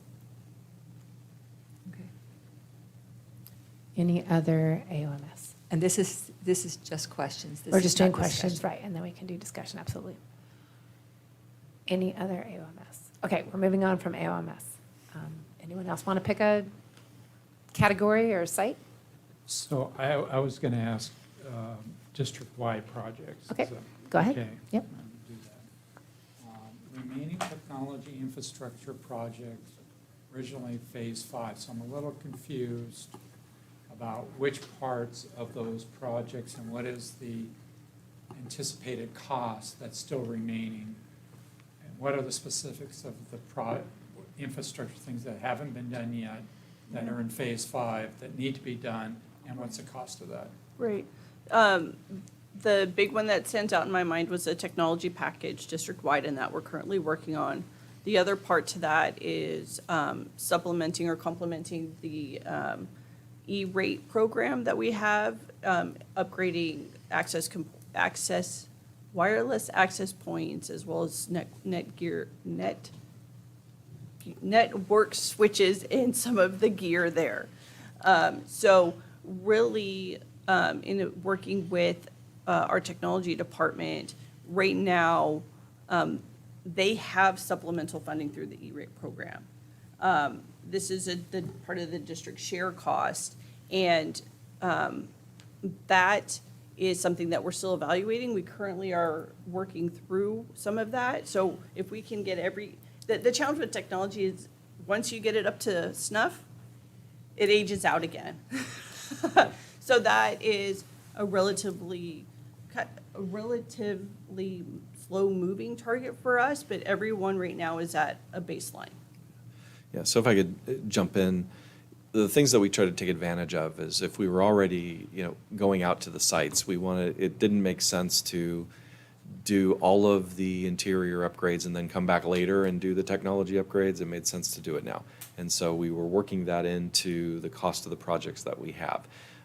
Once we got into that, then we saw, okay, now we're going to have a 2-tier system of technology in the classroom, where if your school site has been modernized, you have it. If it hasn't, you're going to have to wait a number of years, which is why we accelerated, expanding the classroom technology packages out there. Plus, as Jessica mentioned, we were able to get federal funding to match and to offset those costs, so that brings, that brought that investment down.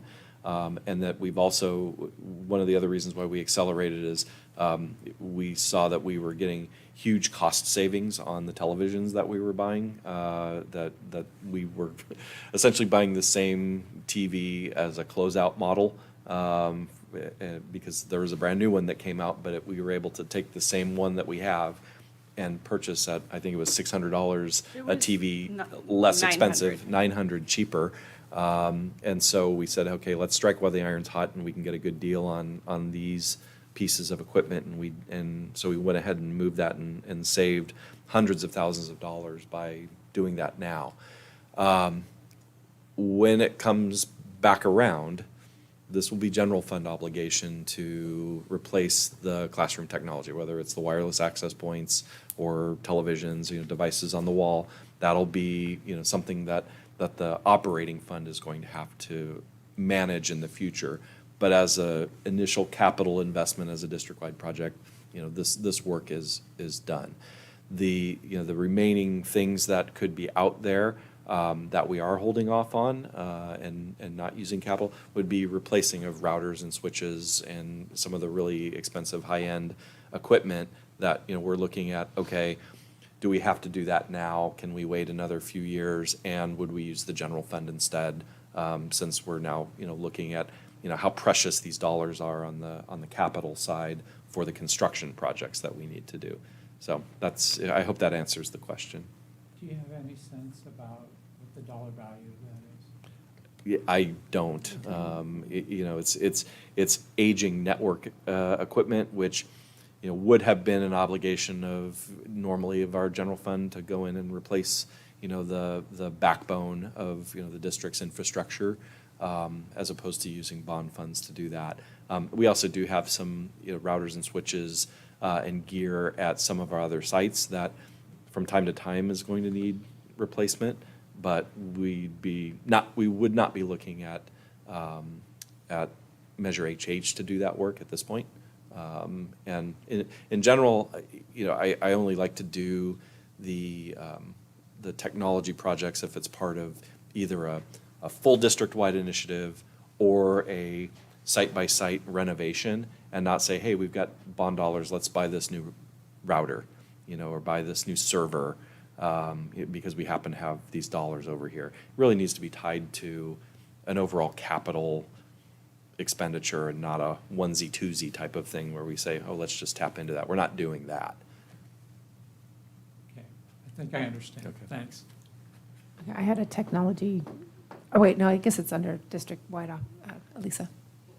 Mine is also under district-wide. Go ahead. We just recently received a projected student enrollment update.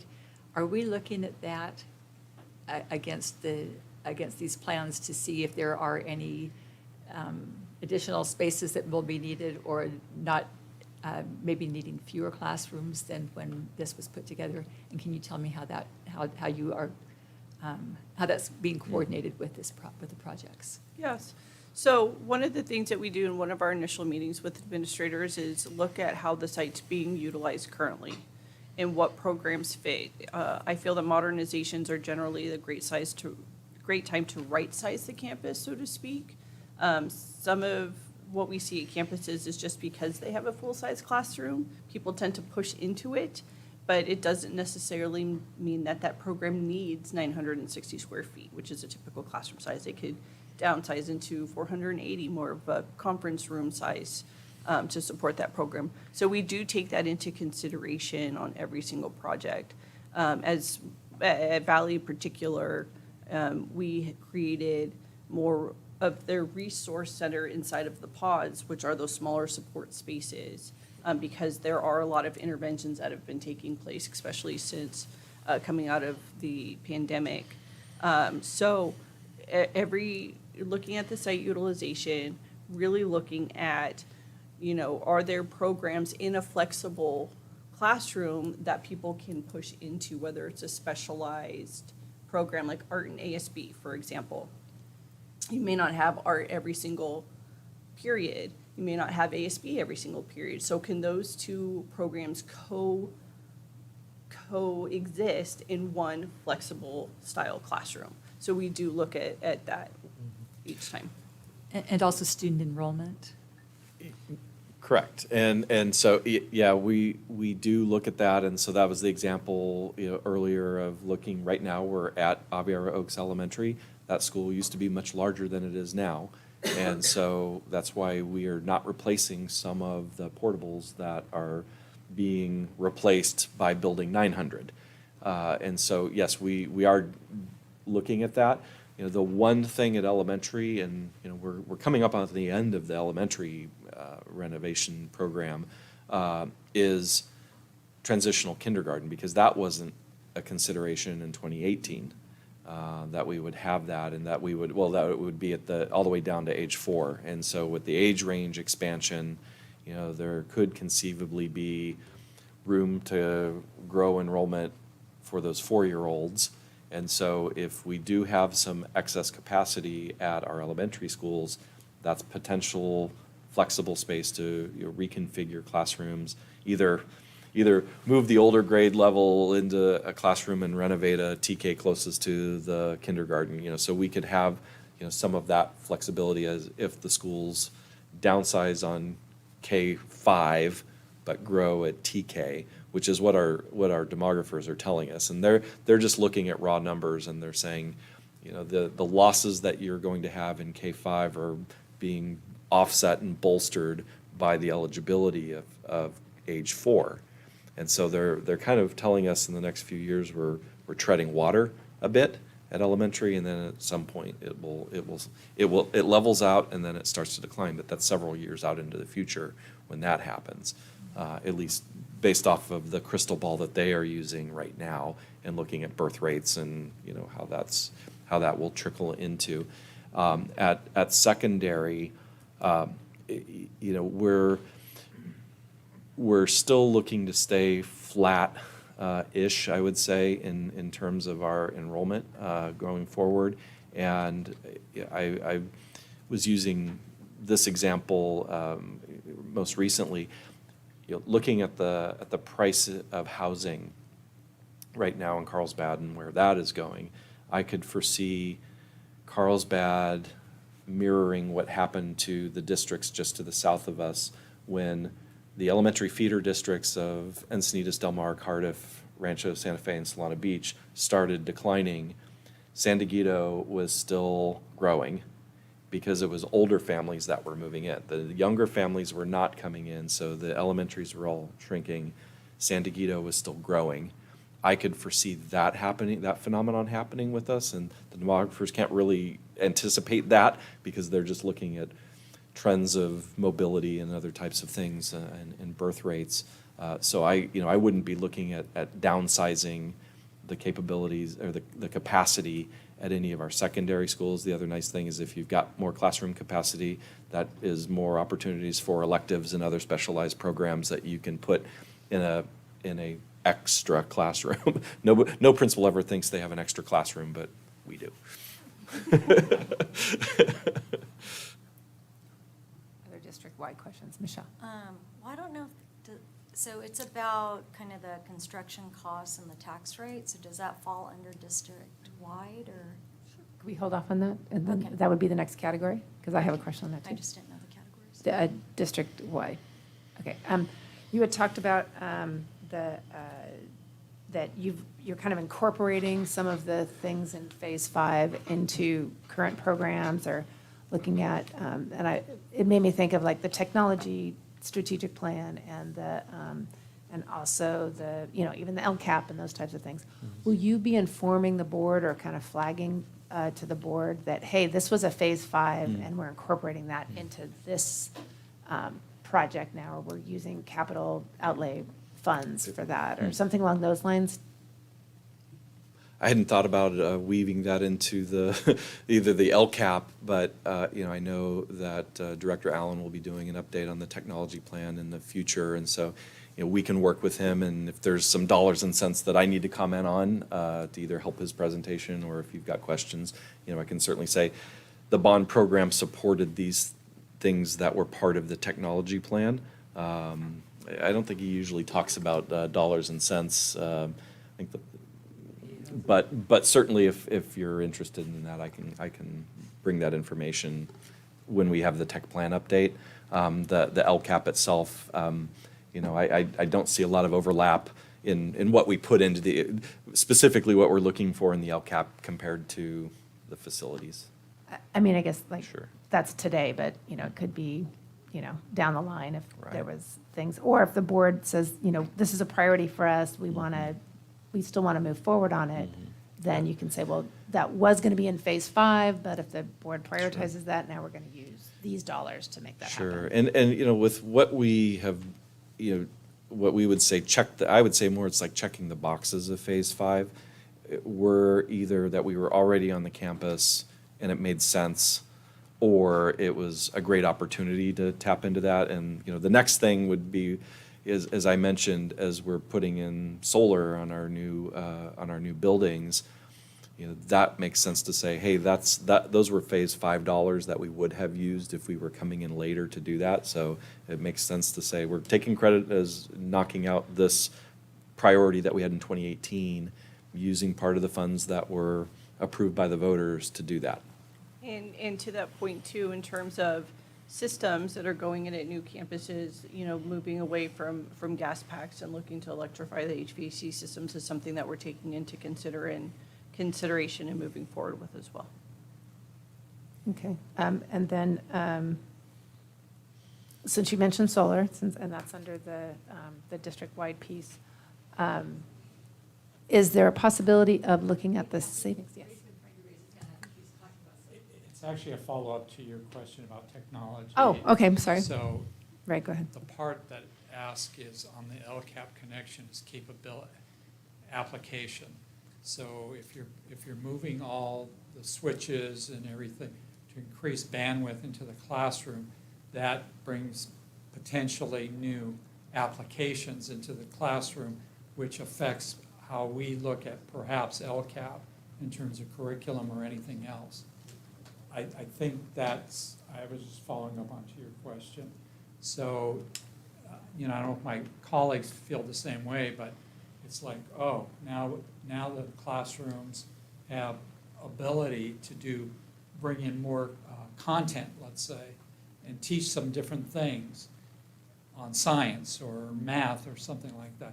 There is an interconnection. I mean, it is interconnected to the capital side. So I don't know if you're looking. Do you have a question, or you? Yeah, I mean, the question is, will there be ability to bring different applications and content in that weren't in before that would affect the LCAP?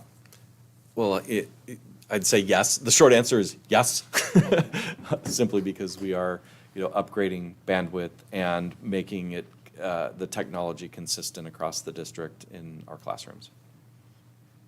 I would just chime in to say the LCAP, again, is primarily in place to identify funds that are being used for unduplicated students.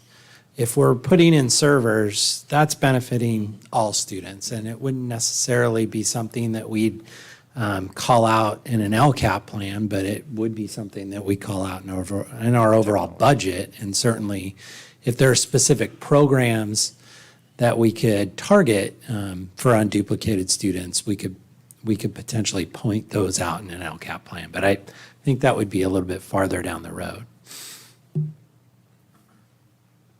Okay, going back to the solar piece, is it possible to identify the savings from the solar and then be able to use that for additional solar projects down the road in order to expand our solar and battery?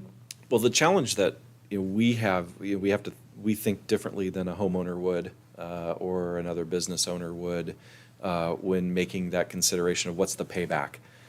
That is because we have bond funds that pay for the solar, but the general fund has the savings, recognizes the savings, and so the thought process is different. I mean, we tend to still think about what's the payback, but those funds aren't really commingled. And so, we may make an investment using capital funds that we know is going to have a general fund benefit, but we wouldn't necessarily be saying, we're taking the future savings from the general fund to pay for solar now, because we only have the dollars that we have now, which is our capital bond funds, if that makes sense. I guess what I'm saying is that because we could be having ongoing savings in the general fund, could the board say, we would like to use those ongoing savings and commit some of those dollars to have more savings in the general fund? Well, the problem is we would have to build the project today, and if we don't have the bond funds available to commit to, massive solar projects, in the remaining sites, if we don't have those dollars, then we would have to look at the general fund, and I would say we have even fewer dollars in the general fund to do this. And so there's really not a way to borrow against the future savings in the general fund for a capital project that you need today. You would use the capital funds to do it and really be thankful for the savings you have in the general fund later. Okay, perfect, Yeah, thank you. That's, yeah, I wasn't yeah. sure about that. Yeah. And then my last one on this, on the district-wide stuff. You mentioned artificial turf at the high schools. And you say that you're getting at the end of life. What does that look like? I mean, is there a way to stretch the life, and how do you do that if there is? Yeah, I usually the end of life is when the fibers get down to the point where it doesn't look like grass anymore. The plastic fibers will erode over time. The rubberized surface can be recompacted and regroomed so that you can maintain safety on there. There are shock pads that are underneath the rubber, and I believe those also have to be replaced at a certain interval as well.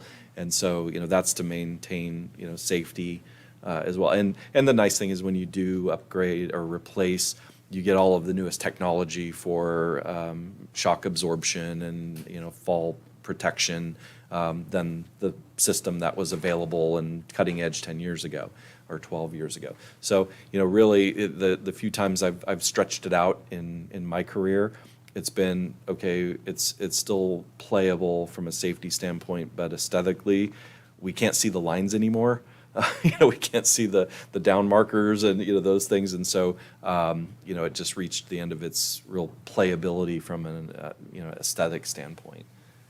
And, I mean, doesn't that kind of fall into a need to have to nice to have? I mean, if aesthetic, isn't that kind of a nice to have rather than a need? Well, Like, we what- can't play, we Yeah, can't do the sport on this field because, it's a safety hazard? Well, if you get to the point where, if you no longer have the shock absorption that you need. I mean, that's a safety issue and you need to replace it.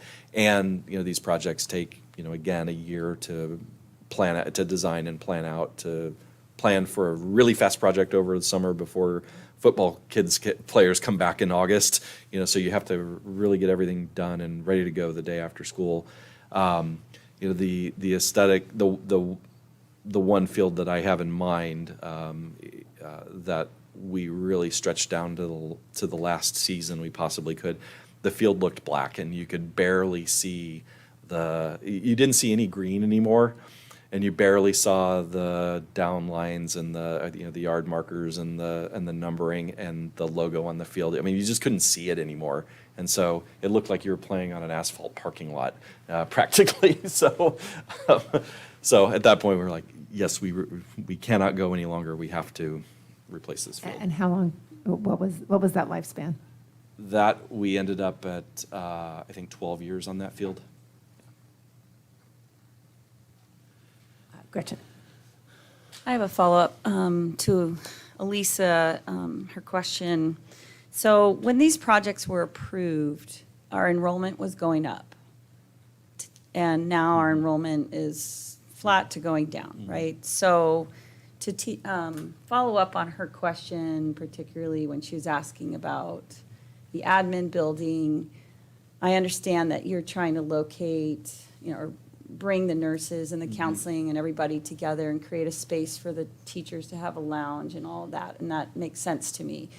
I guess my question, especially as a new trustee, is at what point do you reevaluate? Because I'm hearing some mixed messaging, or just that we think maybe we're going to have more students coming in at the high school level and not at the elementary level. At what point do we reevaluate which projects we should be prioritizing based on that enrollment flux?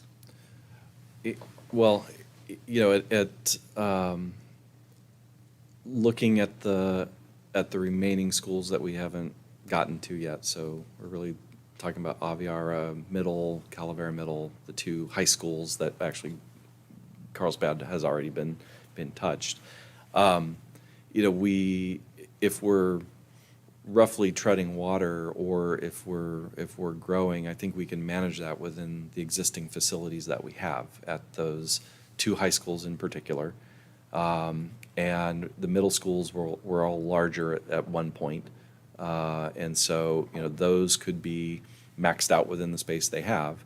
The project at Aviara Middle really is the, one bank of portable classrooms that we have on that campus, that we would be saying, okay, let's now make that permanent and make that part of the permanent capacity at the site, part of which is currently being, essentially two classroom, the counseling is what, 2 classroom sized? Mm-hmm. Yeah, so we essentially have our counseling center in a space that occupies the space of 2 classrooms in a portable. We're looking to move everything within a same 2 classroom sized configuration. So actually, that's what you see here. So, within the same footprint, bringing everything together, as opposed to a little more spread out in that you have now in counseling. So it's 6 classrooms plus 2 for counseling. That's what you see here as well. Other questions in district office or district-wide? Right. So I just want to go back to the turf versus grass analysis, and that we're trying to move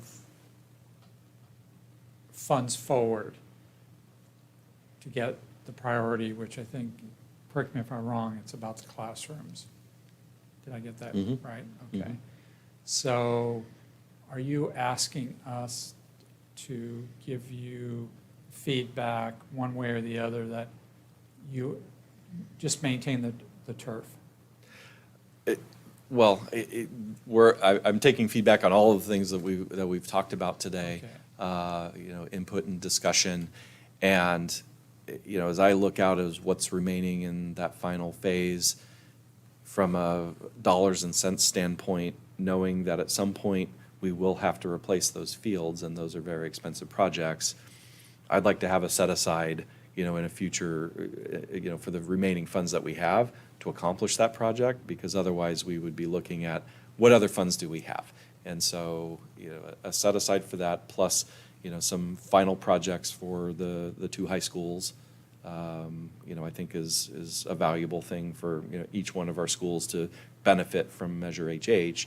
That's one way Sage Creek could benefit, from Measure HH as our newest school. That wasn't built with HH. It could receive some benefit and solve a problem that we would otherwise have potentially landing on a general fund to replace those fields. So that's why I would be looking at, hey, let's keep an eye on these two projects as something that we would like to accomplish, by the end of this bond program. Okay, thank you. Yes. Okay, no more district-wide? Okay, Michelle, I'll go back to the funding piece and I believe that was slide? 34. 34 or 35? Are the- Okay, very good. Okay, Yeah. okay.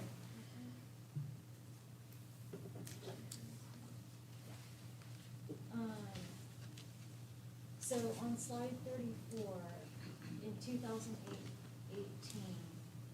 the construction cost was left out at $450 per square foot, right? But, and then now in 2024, you're saying it's going to be $1,000 per square foot. I understand there's also some costs that you weren't prepared for, but I know with construction, we typically know that there's going to be an increase as you look further down, right? And inflation too, I think it was a predictor as well. So what was the prediction of the cost in 2018 of the increase? What was the projected increase that you were looking at when we were considering this bond? Yeah. Well, I'll say I wasn't looking at anything because I wasn't here yet, but yeah, about a 4% increase per year.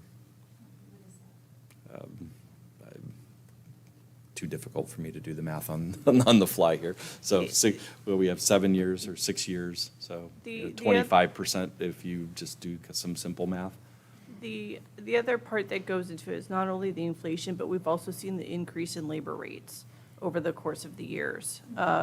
There is new requirements from meeting skilled and trained workforce requirements, and those, as a district in our projects utilizing public funds, we have to pay prevailing wage rates, which are substantially higher than those of residential and commercial costs. So we've also seen increases in that, the trades are struggling in terms of the workforce that's out there because people aren't joining the trades anymore. So there's that also plays into this this equation as well. So, but we knew that, right? And that was something that we understood going into the construction. Well, we knew that there would be some escalation, just not doubling our costs within 6 years.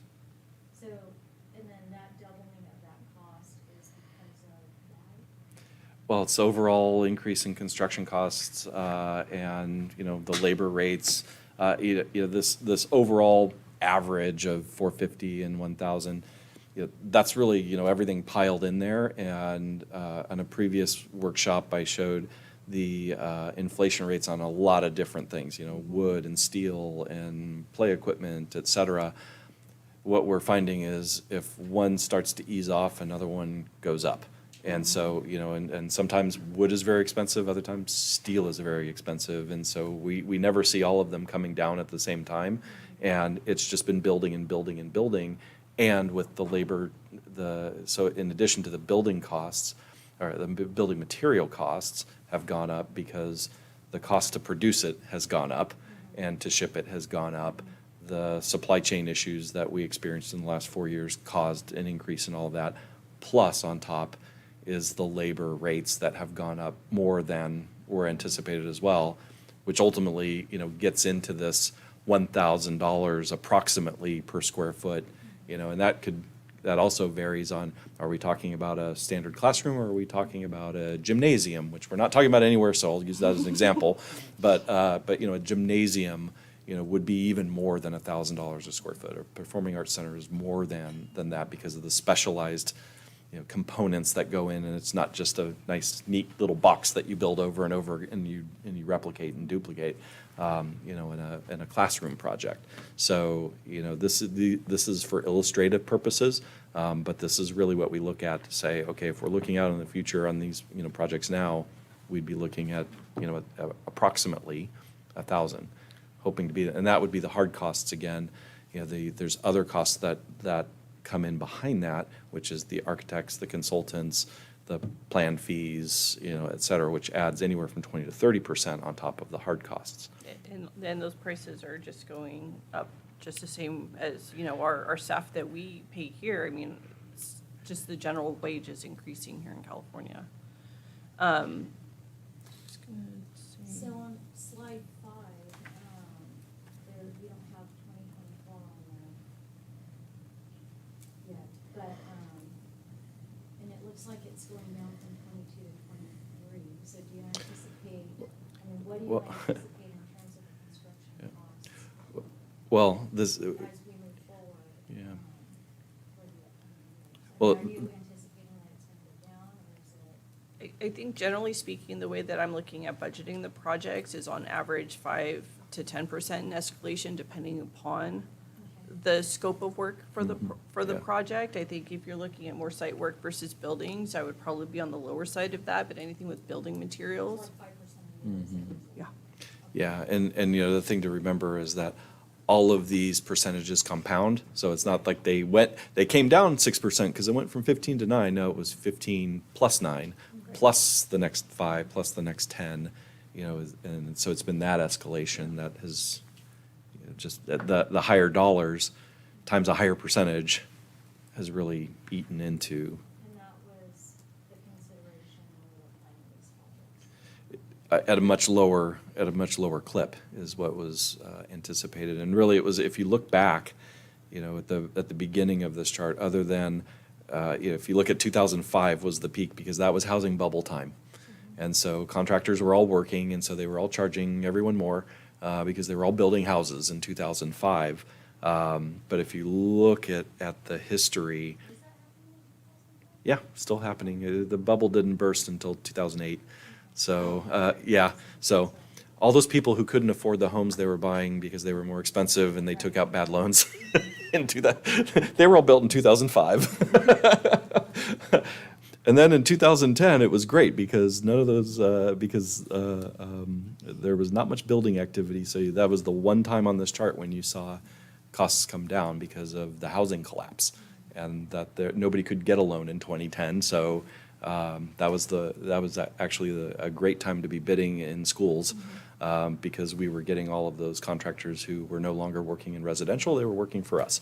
But if you look at the history, you can see relatively low rates, and then suddenly sustained higher than historical increases. So you're anticipating a compounded increase with, based on what you're saying on those factors? Right, Correct? right. And then, question about the 5, if I may? Sorry, I just think I'm loud. because it's- Okay, is that better?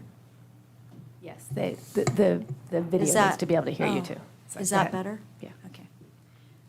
May I continue? Okay. So on slide number 35, it says, structured debt to remain within Measure HH, maximum estimated tax rate of $30, estimated tax rate of $30 per 100,000 of assessed value. So that's the predicted amount, right? Or that's the anticipated amount. What is it what is the tax rate currently now? I don't have it off the top of my head, but we're in the $25 or $26 rate right now. Actually, I'm waiting to see what it's going to be next year. I usually find out around this month. I find out what the tax rate will be for next year. And so, we have committed to staying below 30, and we're well below that right now. And so whenever we issue new bonds, we look to structure the debt service on those bonds so that the treasurer never needs to collect more than $30 per $100,000 of a homeowner's assessed value in order to pay our debt. Oh, I'm sorry, say that one more time. So whenever we issue bonds, we have an existing amount of debt service for Measure HH. So every year we're paying off the bonds that we've already issued. And so the treasurer assesses or collects an amount of tax based off of a tax rate, based off of the assessed value of a homeowner's home. And we know what all of that data is, and so we make sure that when we're going out onto the market, that we're not issuing debt that's going to exceed that $30 that we pledged at the outset, that we would stay below. And so as some debt service retires, we put in bonds that will mature, around that same time as the retiring debt. We add new bonds on top so that we're always staying inside of that maximum estimated tax rate. And so we would continue to do that with Measure HH. So that is a firm commitment that we have, and we do have the capacity to do that right now with all of the remaining authorization. Elisa? With that, the debt that's being retired, is it going to be at a much lower interest rate than what the new debt is going to be? So have you been, we were already working with Tim Cardy, or is that still up to? So Mr. Cardy is retired, and so this is we've not gone out to search for a financial advisor in quite some time, and so it would have been a best practice anyway to issue an RFP to find a new financial, or to evaluate financial advisors. And if Mr. Cardy were still around, he might have bid on that. His firm is really an underwriting firm, and because he had been a financial advisor, he retained us as a client. His firm is actually not interested in remaining as our financial advisor. So one way or another, we would need to issue an RFP. So I'm collecting samples of that now so that we can put something out and invite financial advisors. I know all of them, but I want them to submit their proposals to us. So with the Fed rate, we had anticipated that it was going to be lowering soon, and it doesn't look like Right. that may happen. So does Right. that, how will that be impacting the amount of money that we will be able to, in essence, Sure. borrow? Sure. The last time I looked at it, and it's really been over a year ago, we knew the interest rates were higher at that time and were going to sustain that way. And it looked like we would still be able to structure the debt service, even with those higher interest rates, where we would stay below the maximum tax rate because of higher growth in our assessed value than also was assumed. And so it's really, you have the new homeowners to thank for that because they paid more for the house than you did. And so that additional assessed value gets put into the calculation of what we are able to borrow against and stay with the existing interest rates, the principal that we would seek, and we can stay within that. So we have way more capacity actually to issue debt within the district. But yes, the last time I looked at it, we could certainly structure it to stay within this with interest rates that were about a year old. Okay, Yeah. which were about. About the same, Well, more yeah. than twice as Yeah. much as when we started this whole. the interest. Right. But anyway, okay. Yeah. So just to refresh my memory, as far as assessed value for our homeowners, unless they, because we live in California, unless they do improvements, their assessed value stays basically the same. It just can, Correct. it can be added just incrementally each year, Correct. correct? So it's only the new homeowners that are buying with a lot larger, higher assessed value, that the $30 per $100,000, because their $100,000 are much higher, they will be Correct. paying more. Correct. Okay, so it's just, okay, Yeah. so it's just those homeowners, Yeah, basically, that you're- are going to be. Well, Okay. this is an Every- ad valorem always. tax, so everyone every parcel, every parcel will be paying a piece of this because that's simply how it works. But as you mentioned, in California, it's based off of the historical assessed value of your home that inflates by no more than 2% or CPI every year, whichever is lower. So we have a very small increase year over year over year. And the new homeowners, yes, they might have spent $2 million on a home that their neighbor only spent $400,000 on. They're going to pay a different tax because of the different assessed value of their home. Okay, thank you. Yeah, the tax rate is the same, the value that it's tagged against is different, yeah. Are there other questions? And on if I could Go ahead. just mention that we estimated lower assessed valuation growth at the onset of this too, so that's also why we've been well below our $30, because of because we've had much higher growth in the assessed value than what we had anticipated. Other questions? Michelle? I just want to make sure I'm giving everyone a chance. Of course, thank you. Appreciate it. Eric, so if interest rates, I was listening to Elisa, and I heard everything she said. If interest rates drop, can we refinance? Yes. Okay. And actually, we've done that several times in Okay. this district, and we took advantage of the historically low rates. And so when we were able to refinance, we did that. And, that's something that doesn't bring in any additional funds to the district, but it benefits our residents. And so we do have a few series of bonds that are refinanced bonds from when they were originally issued. So if we get back down to where we were 3 years ago, happy days are here again, and we would refinance the existing debt just like we did when actually the rates were probably very similar in 2012 with Prop P. I'm trying to think of where they were in 10, 11, 12.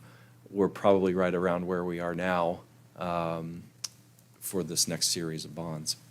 And then the lower rates came in, we refinanced that at 2-3%. But we don't anticipate that happening in the future. I mean, listening to Elisa, I don't know. Not anytime soon, so if I knew that, I'd be in a different business. That leads to my question. So when is the best time to draw down? And help me understand the advantages to doing Sure. a complete drawdown. Sure. Right away, rather than kind of spread it out Yeah. because of, the potential of change in interest rates and those Yeah, types of things. the spreading it out, I wouldn't advise for a few reasons. One, anytime you issue bonds, you have fixed costs. So we will always have to pay the financial advisor, and that is a fixed cost that they charge us. It's not a percentage of the bond, it's a fixed cost that they charge us. The bond counsel also has to do their work, and so the costs of issuance, you have to pay every time. And so it makes more sense, if you have the ability to, it makes more sense to draw down more because it makes your costs of issuance fractionally lower as a portion of the total amount. The other reason why I would say let's not chunk it up, when we issued Series B, we were in a low interest rate environment, and we were trying to strike while the iron was hot to accelerate and move as quickly as we can. Unfortunately, with the construction costs that came in right after that, we haven't been able to move as quickly and do as much as we thought we would be able to do with the dollars that we issued. If we wait, let's just say we split it in half and, did 40 and 47, or the other way around, in a few more years, we would be looking at the remaining dollars and saying, okay, now what do we do? And it also could constrain us with the remaining phase 3 and 4 projects to say, we only have issued half of this, so we don't have the ability to maybe do the other half of a project that we would like to get done. And if that's the priority of the board at the time, to have more funds available in order to meet the priorities and whatever things are costing us. I'm just really nervous that as we're getting into the design of these projects, as much as we're trying to focus them on things that are really needed, that these costs are going to continue to escalate, and we're going to find ourselves at a position where we won't be able to start the project because we haven't issued the bonds. And then once we get around to it, it's going to cost us even more. So that's really what we are trying to hedge against, and I'm not sure if that's the right word to use or not, but I will say guard against. Anything else on this? And can we take a 5-minute break, please? And we'll move on to our next category. Okay.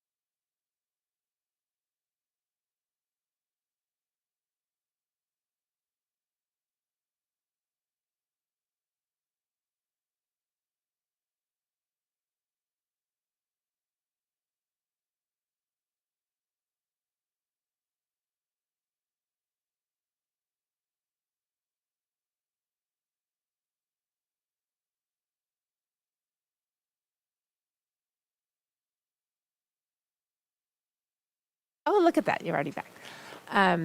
So my last question on this, unless somebody else had another one, is on 35, you said that we're focusing remaining funds for replacement of aging portable classrooms with permanent structures. And I do know in the beginning when we were talking about replacement, we kind of did a refurbishing and the best example I could think of was Jefferson. When I was at Jefferson, I was just stunned how we were able to take the relocatables and make those look like permanent classrooms. Are we looking at possibilities of doing that at some of these other sites so we're not spending as much money on these permanent structures? Go ahead. In some cases, like at Peck Rim, for example, there's 3 portables that were placed just on dirt. There's no solid infrastructure underneath of them. And that becomes a challenge over time as moisture and such remain in the ground. It kind of seeps up through the building. So there are, while refurbishing them is good, sometimes based on the age of the facilities, the condition in which they were located, there's other exterior drainage issues that cause buildings to age quicker than others. So it really is a case-by-case basis, and also to the cycle of maintenance that's occurred on the buildings from before. When was the last time they got a new roof? What's the age of their HVAC system, their mechanical system? There are other factors that play into that. In the case of Pacific Rim specifically, it's more the new building and the age, but also the location of them is not in the most ideal location, kind of bringing it back to the campus core, because the closer you have everything to the main office, the easier it is from a supervision standpoint for the fields, safer should an event happen. So there are multiple layers into the decision points that we make. I'm not sure. Yeah, and no, I add anything else. no, other than an amen, but there, hallelujah, I don't know. But there are a number of, like Aviara Elementary is a great example of one, we're relocating and it really isn't worth moving those buildings. It's kind of like moving IKEA furniture sometimes, like you put it in place and you never want to move it. But the 800s building at Aviara Oaks Middle, that building just was not worth renovating. It had a number of other issues with it, and some of it was the drainage around there, and we needed to fix those things. And in the end, we determined that we could put a permanent building there with framing, and we have a long-term asset there, for the cost of what it would have taken us to, build or do something else there. So really, the remaining portables that we have that I've seen are not ones that I would want to refurbish. Yeah, I think by refurbishing them, much like a car, for example, you just keep continuing to upgrade it, but at some point in time, you have to weigh out the pros and cons and that break-even point. Prior to this district, it was always instilled in me, we're building campuses and classrooms for a 50-year facility. And the best way to do that is by traditional stick-built buildings. Yeah. So I think you just find the longevity in terms of maintenance, as well as, like Eric said, the asset part of it in traditional build. So relocatables aren't as relocatable as they sound? So Would that be accurate? The build of what we call today modular buildings versus the relocatables is substantially different. In the relocatable buildings, you have a plywood subfloor. In the buildings that we're building today, the modular buildings like at AOE 900 and BV are a lightweight concrete floor. So they are built differently. There are different materials being used, so it expands that lifespan. Whereas before, and Eric had mentioned, in the late 90s, early 2000s, during class size reduction in the mid 80s, it was all a temporary solution, and that's why you see some on dirt. The other thing too is the buildings themselves, it's not just the buildings, it's also the ramps and the ADA compliance to get there. You know, at Pat Grimm, for example, you have to get on a ramp to get into every classroom. At BB, it's the same way for the ones at the top. And having everything at grade eliminates those accessibility issues today and in the future, because those codes just continue to change. Okay, any other on this topic? Okay, next, who wants to, Ray? Can we do the Carlsbad High School / CAC? Yep. Go ahead, Okay. go ahead. Do you have any idea what round numbers cost to bring CAC just up to code, current code?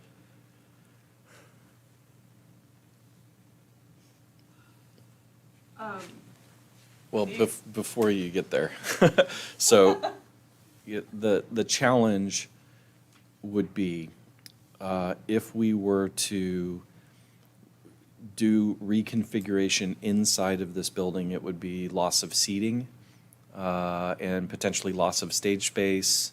You know, if that's the only thing that we were going to do, because everything else would stay in place. And really the main accessibility issue is the seating, but a secondary one is the second floor, which is stairs-only access. And so, you know, we don't have an elevator there, so that would be, you know, an additional, if we were to keep everything else in, we'd have to find a place to put in an elevator. Jessica's giving me a third one. What's the third one? Each of the hallways, and I'll just point them out really quickly. Here, and this one here. I think your mic's on. The emergency exit hallways, on both sides, you have to step down into the hallway to get out of the building. And that's challenging for those in a wheelchair or have mobility issues. So that is one of, from an accessibility standpoint, one of the biggest challenges. The other challenge also is that entry lobby area is rather steep and doesn't meet current code, so you would have to build a switchback ramp inside of the building as well. That is, we can look at providing a number for that, but I think that there's more challenges. And as Eric mentioned, the loss of seats in the facilities when we were going through the programming of this and the modernization of this schematic design, we actually pulled back the corridor and the control booth and that whole exterior wall. And we had a net loss of only 15 seats to bring that whole thing up to ADA compliance with adding the middle row horizontally and vertically within the stage area. So we can take a look at that. Well, I'm trying to prioritize based on Yeah. this whole conversation. Yeah. So if we just leave the CAC the way it is, and what we said originally, what we were going to do, and those dollars are moved forward in bringing the bond issuance out to get the money earlier so we can put the additional build out on classrooms. CAC doesn't figure into that dollar figure. It would be just left as is. Is that correct? Correct. Okay, I just want to make sure I was clear where you're going with this Correct. whole presentation. So that being the case, are you going to ask a temperature reading of this board, leave the CAC alone, or do you want to spend $30 million? Is that the question? I wasn't going to ask that question, but I'm certainly interested in hearing if there are other opinions on that, if that would be a higher priority than the other classroom improvements that we would have on the horizon. And the next steps for us, and we haven't reached that point yet, we do have another facilities workshop scheduled in September. And so, you know, one of the asks out of this would have been, you know, to give us the go-ahead to hire a new financial advisor, start working on the final issuance, and then looking at the costing of the two projects that were in front of our faces tonight, the remaining projects that have yet to be bid out in phase two, and then once we push all of that against, all of the available funding sources that we have, and what our estimates would be when we get to summer of 2025, then we can have a conversation about, okay, what's remaining in terms of dollars, and for what would be phase three, because there'd be no 3, 4, and 5 at this point. It'd be, we're issuing Series C, so everything will be accomplished in the final drawdown. Is there consensus with the full board of where we should be directed in focusing our final efforts on the bond program? Yes. Other questions? And I guess just to go along with that, Jessica, you mentioned that you've had a lot of meetings talking about the CAC. Who are those meetings with, architects, or who are those meetings with? Architects, consultants, our contractor, and then the theater supervisor, just from a programming high-level standpoint. Okay, and so obviously those meetings all are costly. There's a cost associated with that, so that's why you would want to know sooner versus later if the board decided we're not going to have the CAC be a priority with this bond. Is that accurate? At this point in time, those costs have been considered as part of the design process, which we were given authorization to do in phase 2B, was really look at the design process and come up with a concept to present. So we have that allocated into this. But we haven't spent much. But yeah, we haven't spent much. There hasn't been any designs. It's really been at a very high level. Okay, thank you. Yeah, the real cost comes when you get into construction documents. So I have a question as far as you mentioned, we've pushed this project back a few times, and we've had discussions on if you touch this, then everything, you have to touch all of it, right? So have you looked at the items that we can touch without having to touch everything? So more aesthetic, more. I'll jump in on that. Yeah. And the items that we don't have to do the ADA stuff, but we can still do something. Have you looked at that? Well, unfortunately, the first thing that you have to look at is accessibility. It's life safety and accessibility come first, and then we give the architects the go-ahead to design everything else. And they're looking at us saying, okay, when we look at this facility, whether it's a brand-new one on a piece of dirt, or it's an existing corner of a school that maybe there's already some pathways, or we're renovating an existing building, they will do an assessment and say, okay, first things first, you have to have accessibility into the building. Now that you're into it, you have to be fully accessible. And that's also what the Division of State Architect, that is the first thing that they do. The second is, okay, life safety and structural. Does the shell meet, current structural requirements? And, is anything required there? And they'll say, okay, now you're gonna have to do this. But that is before we start doing anything structural inside of a building. DSA will require us to bring into full ADA compliance. Well, that's my question. Yeah, So yeah, I yeah, want to, yeah. but I'm getting away from that. Yeah, I'm and trying I'm- to say that, can we change the carpet? Can we get a new curtain? Those types of And that things was- without Yeah. doing the other stuff. Sure, Yeah, there sure. was a small interiors refresh in the lobby area, is my understanding, in like 2018, 2019, prior to us coming on board. So it was lightly touched, Yeah. but Yeah. Paint, ceiling tiles, Yep. something with the pit, carpeting, Yep. very lighting. minor That was all done. finish And work. the upstairs, the dressing rooms. Upstairs dressing room. Yeah. My Yeah. understanding is everything we could do, we did. Without triggering. Okay, I just wanted to the- confirm that. Yeah. Okay, yeah, so yeah. we have done all that we can do as far Thus far, as. yeah. Okay, Without getting okay. to I just That's why wanted to when I clarify look that. at it just on the surface, I go, it looks really nice in here. It's just has this other issues because it was built in 1979.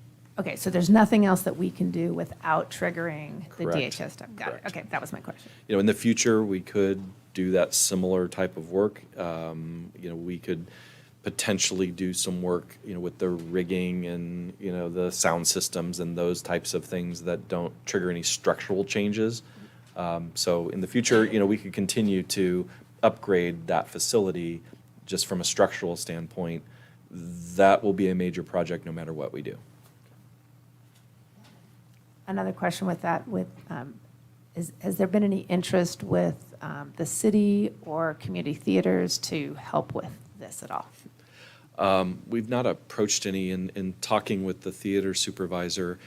That facility is mainly and fully programmed for school use, and so we don't have much outside use.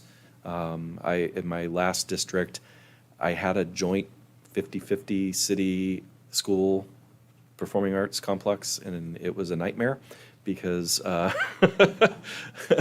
because of who owned the building on our property and who thought they had rights to it and when they didn't. And so whenever you use other people's money, strings come with it.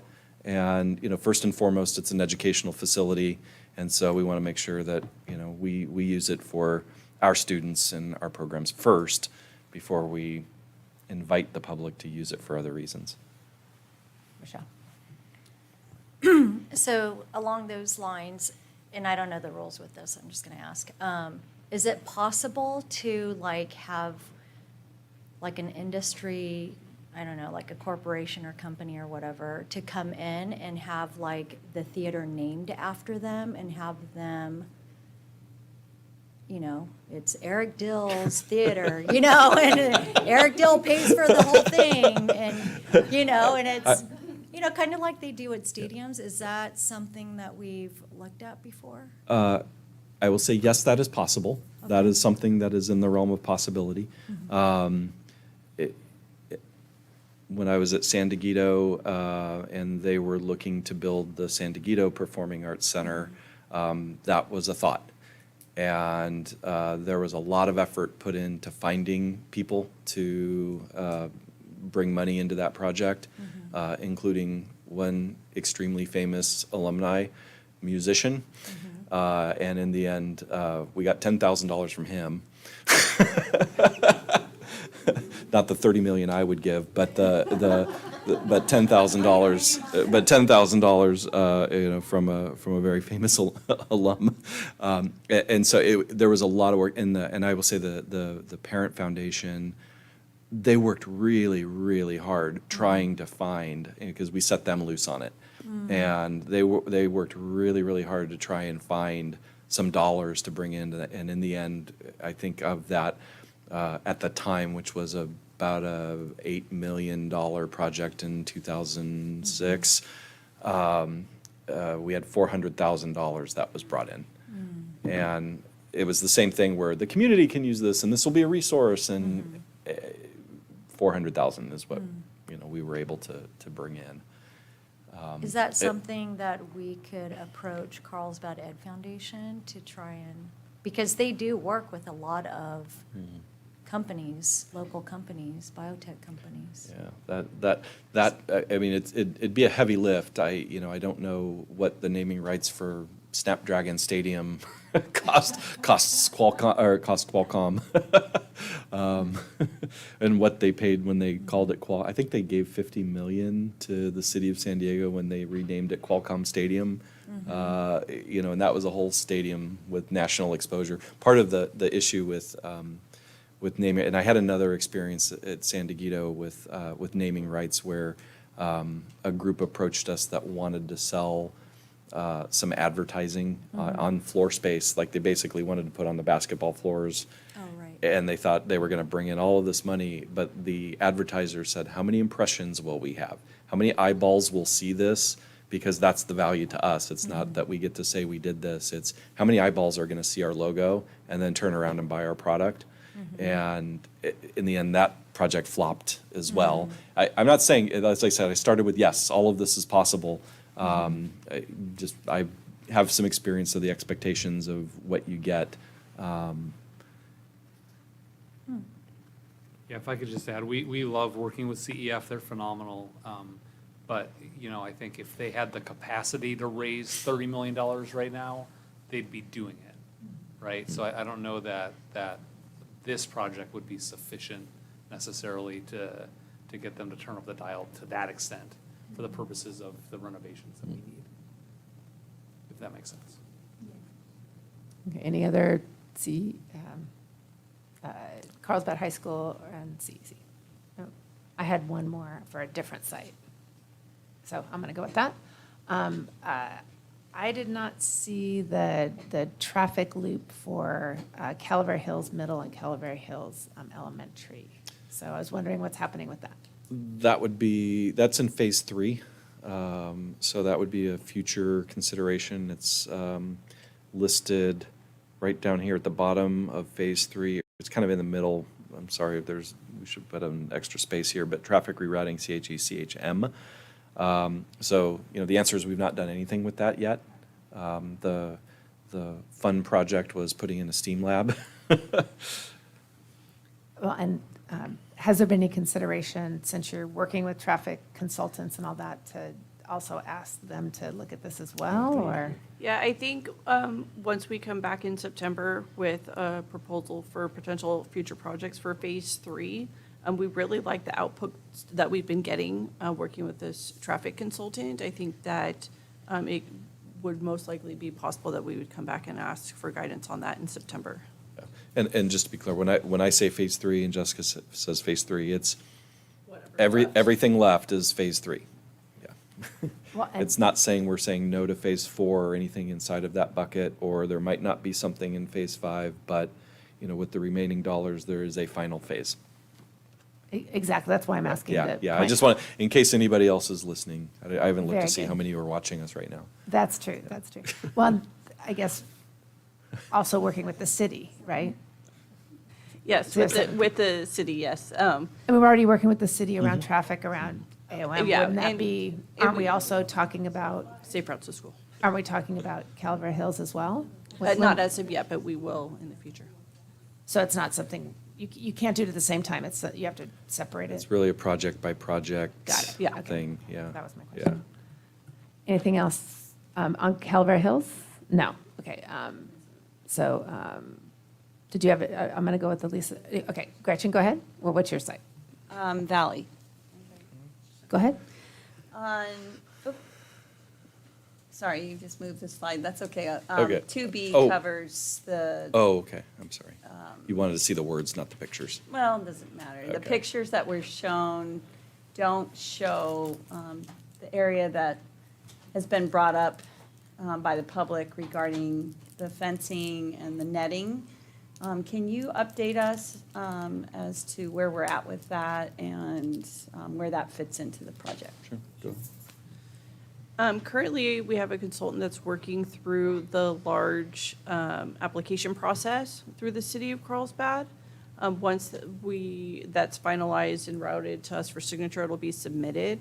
Because there's public interest in the process that they go through, there will be a public comment and/or hearing about the project.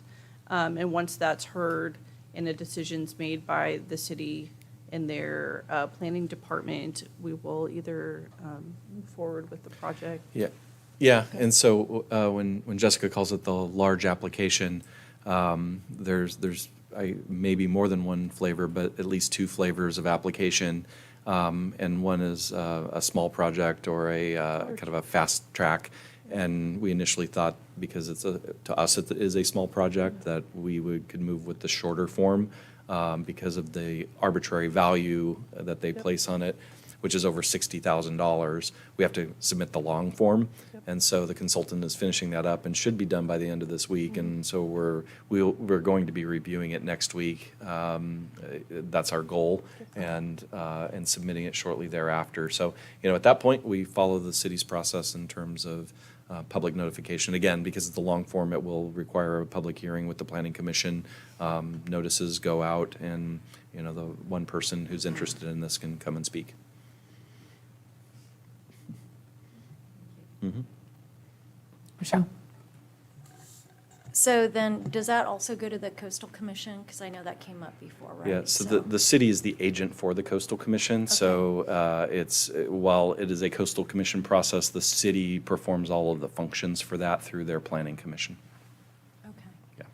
And then I think same topic, just since it came up. I think when this came up before, we talked about informing, especially the residents around there, about how we were moving forward, when we were going to do door hangers or something like that. Did we do all that? We were going to We- communicate to them and let them know. Yeah, we've done nothing right now because we're still in the process of Okay. filling out the But we will applications, do and that. there's no, Okay. I don't know if we'll do door hangers. I think the It'll- city it'll be triggered actually. by the city. Yeah. The city will be the one conducting that. It's their survey and their application, their process. They'll be the one that will be If you've ever, facilitating it. yeah, if you've ever received one of those notices in the mail that says, notice of public hearing, Caltrans is expanding a lane and you can come to this meeting, or there's a project in the city that's going to change this intersection and you live within 500 feet of it. It's one of those types of informing things where people will get that notice in the mail. I get them at my own home sometimes. And also Yeah. too, I think that there's a requirement for it to be publicly ran also in publications, Yeah. local And, publications. as a reminder, when we did do the community outreach for Valley Middle School, this was included in the discussion that we had, and I think we had more than one community session for Valley because we had one meeting and nobody showed up, and so we had a second meeting, and I think we had 4 people show up. So, and those were done with door hangers at the time and inviting on Zoom, so people didn't actually have to come to anything. So, this was publicly shown. I think the person who's most upset about this bought their house after that, so they would not have been somebody who would have been living there at the time when we did this work. So, yeah, And on that's that- my belief, or what I've heard. On that topic, are they still playing sports on that field without the netting and all that? Yeah. And so are the neighbors that were upset about that, are they still upset that we so- don't have the netting? We've heard from the other neighbors on the other side of Tamarack of, is this still moving forward? And, is the city aware of, what's going on? They actually reconfigured the direction of their lacrosse so that it was faced more towards Valley than Tamarack. And so we actually have we have a quarterly meeting with Parks and Rec that's coming up in the next couple weeks. And so that was one of the things that we were going to check in on is, how is that working? And is that a permanent thing, or is that ideal, or do you really want it back the other way? And hopefully you can support us in the planning process, Parks and Rec Department, because you use those fields as much as we do. They're on Valley. Michelle? So if you speak with them and then that change in direction does work, then can the plan to put those poles in go away? I mean, because it was pretty costly, correct? Yeah, potentially, we already have some sunken costs in that we have already fabricated the poles, which were, a custom thing. What would be the loss and what would be the total I cost? believe we were between $70,000 and $100,000 all in. I can't recall how much of that was labor and how much of that was materials. The materials are already procured, so the poles, the netting, is already in our possession, and you can't return those. So, that's a sunken cost. Do you know how Potentially much? netting could be, well, this is really through our contractor who has procured all of this, and they bill us through the overall Valley project, so we would have to see exactly what that is. But my recollection is, all in, our cost was between $70,000 and $100,000 to do that. I just want to know Yeah. what expense has been made so far and It's- the overall cost. Yeah, it's been the material, the labor to mobilize once. I mean, we had the poles in and we were actually going to be pouring the concrete the next day. So really, I'm not sure how much of a savings it would be because now they'll be charging us for a second mobilization and to re-dig out If we did it. If we did it. If we did And it, to yeah. re-dig out the holes, reset the posts. So I'm not sure that there would be a Yeah, net I would be saving. interested in hearing what the Yeah. Sure. cost is so far. Sure. Yeah. We'd also What the probably loss- have a cost. What the loss would be. Yeah, we would also have a cost probably to dispose of those 20-foot poles. I'm sure we It could could be- recycle them, but Yeah. we would have, Different we would have a cost. Yeah, Yeah, we Yeah. Work on it. We'll get Is there no other place we could use them? I can think of the baseball field as a very dangerous place to park cars. We would have to start the process from scratch to evaluate where that need might be.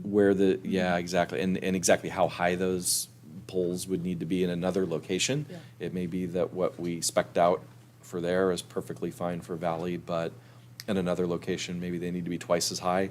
I don't know, I'm just guessing, Yeah. I'm just throwing out a random number. They might need to be 5 feet higher, and we wouldn't be able to meet it because we already bought poles that were X feet high. So it's never as easy as saying, let's just use it somewhere else. We would just have to look. Other questions of Valley? Any other locations that would like to be discussed? Lisa? It's not a location, it's kind of an overall question, and I had mentioned to Eric earlier that I was going to ask this question. But as we, looking back at this in totality, and the changes because of the increased costs, as board members, we sometimes assume that the public listens to all of our meetings and knows what's going on, but we really know that they don't. And so if someone were to ask us, okay, because of the increased construction costs and increased cost of labor, what things which you had told us in 2018 were going to happen, do you anticipate are not going to happen? What would be your answer? Sure. I think the first thing that I would say is, all of the projects that we had in our final phase were always things that were planned on if we reached the end of the program and we had funding available. And that's why you have a lot of miscellaneous things in phase 5. Really nothing that's, real sexy in phase 5 that somebody is really, really counting on. In terms of phases 3 and 4, the renovations that were going to happen at our newest schools were really, light modernization of, classrooms and classroom spaces. By and large, the traffic rerouting that Trustee Rawlings just brought up. And other than that, it's the CAC. That would be, something that, I would say we would put at the end of the line at this point to do more exploration and determine what level of funding, if possible, could be brought. Because everything else is general renovation, from this point forward. Once we get past Aviara Oaks Middle and Pacific Rim Elementary, everything else is renovation. Even at BV? Well, BV is still moving forward. The plan would still be to move forward with that. We've got, the designs in. We haven't bid it out yet, but, we would not be talking about modifying that project at this point. And that's the other reason why we want to make sure that we have funds available for when we do get to the point where we can bid this out, that we do proceed with that project. That is our oldest school and our second oldest. It's our second oldest school, but, that would be a project that we would still see as worth moving forward with. So I wouldn't be taking that one off unless I was told to, so. And if I may, one thing that I see from a construction standpoint in the way that some of the projects are laid out is it makes it easier to do a project and impact the school site in one fell swoop. In terms of like the work that we did at Jefferson, and then in later phases, it came down to, there was a recommendation for the office remodel and the kitchen remodel. If you look from a buildability standpoint and a cost standpoint, like nothing is as cheap as it is today, and down the road, it's just going to continue to get more expensive. The codes are going to continue to change, the accessibility requirements are going to continue to change, and it makes, since we've been on board, we've really been trying to look at those opportunities to integrate and pull some of those changes forward, because school sites get tired of construction fatigue. If we're there, at the very onset of the program, and then come back 10 years later for an office remodel, if funding is available, it makes sense to pull it forward. Yeah, and I wouldn't take any of the schools off the list. because, we should have funds available to do some renovations, Right. at all of the remaining schools that have not yet been touched. Now, what those might be, would be very focused with the remaining funds that we have. As example, Calavera Hills Middle, as I mentioned, it's our newest middle school. It's only 20 years old. We're really bringing the other two middles, we'll really valley up to that level in terms of classroom experience. And so there's one thing that they probably are lacking, which is a STEAM lab as great as what Aviara Oaks Middle and Valley will have. So I would say let's, still give that school something really good. Everything else, conveniently, this projects by school site slide that's up, if, we go down the list, Aviara Oaks Elementary, what was left? The admin office renovation. I think, the administrative staff probably would be invested in that, but not the community per se. Buena Vista, we would still move forward with the Phase 2A projects that are listed there, so new classrooms, new STEAM lab. Calavera Elementary, we're giving them the STEAM lab right now, and so other than, some interior renovations that might have been promised later and determined later, those are the things that might happen, but perhaps at a smaller level. Traffic rerouting, we'll see, what our consultants can come up with. Hope is done. Jefferson is done. We probably would not be coming back for an NPR and admin office remodel. That would be in Phase 5. Kelly is done. Magnolia is done. Pacific Rim, we're coming up on that. So we're in design on that. But similarly to the other schools, we wouldn't be looking at the NPR kitchen and library. The Poinsettia, our newest elementary school now has a STEAM lab that the other elementary schools have as well. So it's really those, kind of general renovations. What would we do or not do? It depends on funds available, but it's our newest elementary school in terms of what we need. We've given them the tech, everybody got the tech upgrade. So what else is left? New lights, new ceiling tiles. I don't think anybody's going to get really upset about that. Aviara Oaks Middle, we're talking about. Calavera Middle, I just mentioned. Valley is going to be complete. The VAPA classroom, that was a Phase 5. Although we're giving a space over for performing arts through this renovations, correct? Or is that STEAM? No, that's STEAM. STEAM. Okay, I'm STEAM. sorry.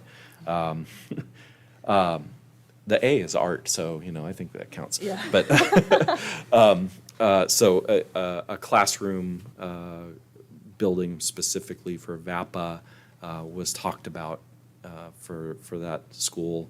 That would be the one thing that Valley, might not get accomplished. And I think we could do half of a check because we're doing artificial turf in the courtyard area. So I think that counts. Okay. Carlsbad High modernized, previously, I should put the modernization date on here like we did with Jefferson, where you see 1951/1998, because we did a substantial modernization at Jefferson in 98. Carlsbad High, next time we show this slide, we'll show the last year that we did the substantial modernization. And so really it's the Cultural Arts Center and what possibilities do we have for that one, really pushing that one out. The rest are, the fields, I think, is something that we need to be thinking of if we have the funds available. We haven't talked at all about Carlsbad Village Academy, so I'll come back to that in a second. Sage Creek, again, our newest school. We do have some dollars, that were previously budgeted for Phase 4. And so, I think when we have when we have a new look at what our funding available would be, we would look at Sage Creek for some general renovations and say that, hey, the school is 15 years old, we'll be coming up on 15 years old by the time we get there. What are some things that we can do there? The turf field would be one thing. What else could we accomplish there? We didn't have a lot of dollars set aside for Sage, knowing that it was the newest school in 2018 when we went out. Carlsbad Village Academy, that is a Phase 2B project, and we've had some preliminary discussions, and that school is completely portable classrooms. And similarly to the condition that Jessica just described, those classrooms are also on bare ground. And so, we wouldn't want to be renovating those classrooms. They're, now at the point where they're, it's the thin plywood floors and all of that. So I think those would be things that would need to go. So, we're struggling with that. That project was originally budgeted at $3 million for the entire campus. And, we're not certain what we could accomplish. I have some ideas that I might keep to myself and then bring back in September on what we could do.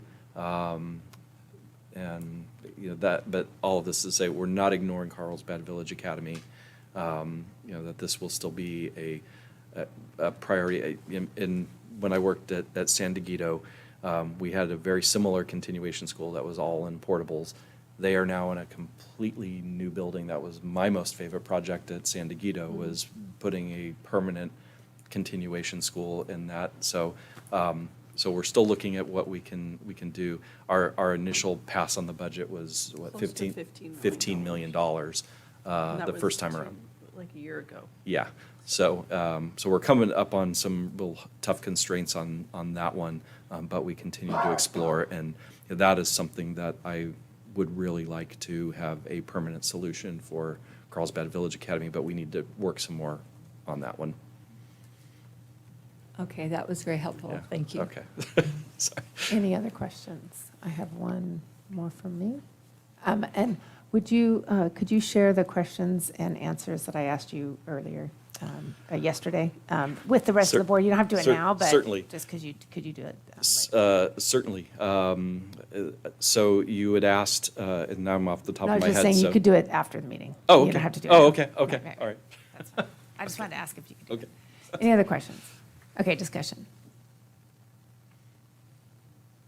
I just want to say, I asked Ben to share with the rest of the board the 2018 Facilities Master Plan. So we have an idea of what the plans were initially. Because Gretchen, when you had said that we were planning for growth, we weren't planning for growth. We were actually planning to maintain or even dip a little bit. And so you'll see that by 2027, many of the schools we were looking at less enrollment at many of our sites.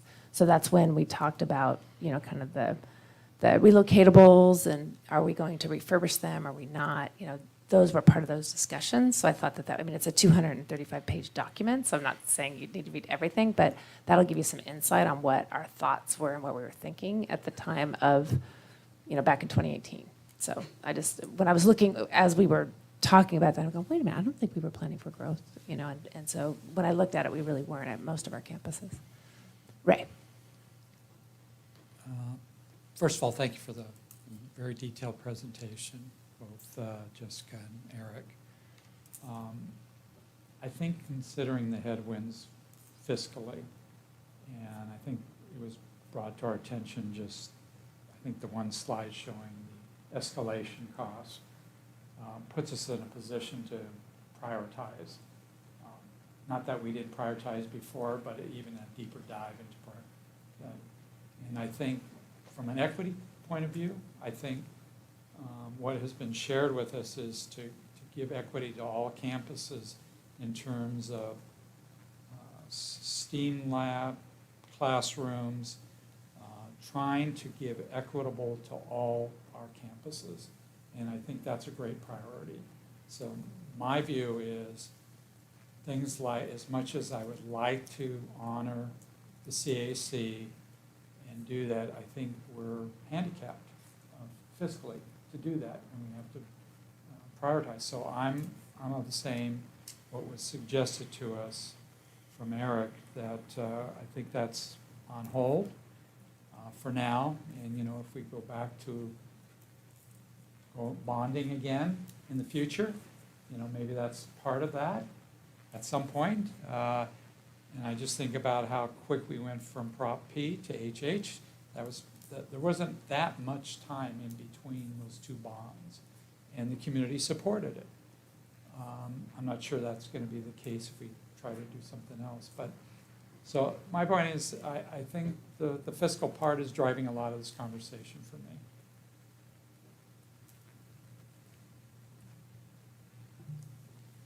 Elisa? Yeah, I would agree.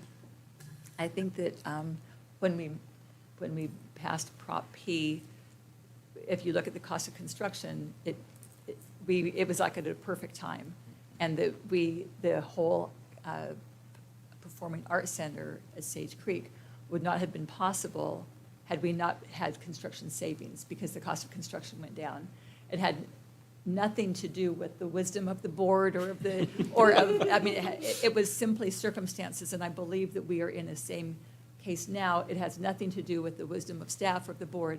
It's a different environment. And because of there being a different environment, and it makes me, because I remember conversations that we had about the CAC when we pushed it back, about, okay, but even though we can't do it now, but we are committed, but circumstances have changed. And so I agree with Ray that I'm, very reluctantly thinking that this is not something that we should be trying to accomplish right now, because I don't think that we can make the changes that we would need to make a difference with the budget that we have.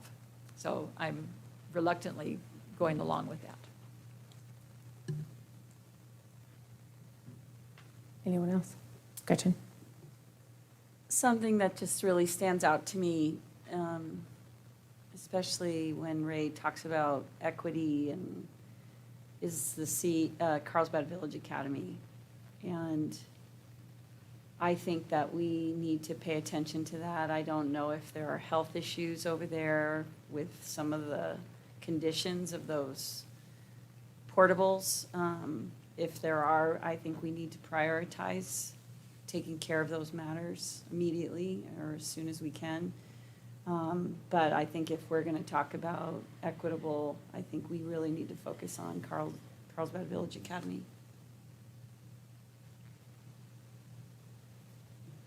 Anyone else? I tend to agree on the CAC. I would like to make sure that we have a commitment to do the maintenance stuff, like to replace the curtains and the stuff that we can do without triggering those pieces. I would want to make sure that we continue that commitment on that. I also think that I agree with the Carlsbad Village Academy. I think that it's unfortunate that we can't do what we did at Jefferson, because I have to say, I mean, those relocatables look like foundation classrooms. I mean, if we can do that, I mean, I thought that was a fantastic way, efficient way to use our money. So I would love to see something like that if possible, but, and I look forward to the conversation in September. And the other thing I would say is that I do think it's smart to go ahead and issue the entire bond to do our full draw, based on what we heard tonight, that's we don't need to pay fees, every time to get our money. We should get it now, and since we know what we want to do. But was there anything else that you wanted the board to kind of weigh in on tonight? No, I think you introduced that with the recommendation that we do that final draw, which was a discussion topic. Really, the next step for us is to find a financial advisor, since we need to find a new one. Start that process of what would the timing of the sale look like, confirming, as I believe, that we can that we can issue the bonds at the tax rate we believe we can. And then we would come back in September, with remaining phase 3 and 2B, with all of the funding sources available, with the assumption that we draw down the final 87 million. And potentially even be timing the bond sale for the fall, so that we can keep working and continue. And that's something that I would be talking with the financial advisor on, the wisdom of the fall versus the spring. And sometimes almost all school districts go in the spring, but the downside of that is sometimes you're competing against other school districts that are issuing bonds the same day you are, so it's harder to find buyers. So, we would have those discussions internally and then come back with recommendations to the board, because you have to authorize us to make the sale. So we would keep the board updated on, what our thoughts would be as we move forward. Also, we would be bringing a contract to you for the financial advisor, bond counsel, et cetera, as we work over the next couple months to be ready for that September meeting. And, if we need to have conversations about, hey, it's looking like perhaps we would like to go sooner rather than later in terms of issuing, we would be having those conversations in regular board meetings and also in that September workshop as well. And one more thing, I think from the project perspective too, it's, a specific room in AOM, within the vision that the board has. Are we at a point where we can engage in stakeholder input? For us, ideally, it would be having it, within the next 5 weeks before school gets out. As, exploratory and design is really good for us to do during the summertime. So I think that's the other point that we need. And in doing so, if that's allowable, when would be the next time that the board would like to see? Yeah, so I think, what I would ask is if, I didn't hear any objections in the discussion or concerns with. Let's make sure of that. Yeah. So can we get consensus to provide direction to staff in order to issue or to draw down the rest of the amount for the bond?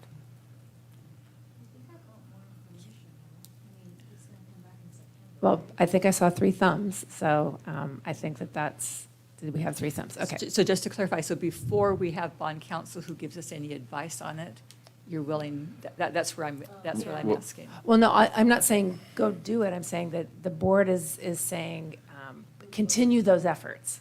I'm not saying that we're not signing the contract tonight. We're just saying, the board is saying continue those efforts on drawing down the last 87 million. And I saw 3 thumbs, so we're good. Okay. So you have that. Did you need something else?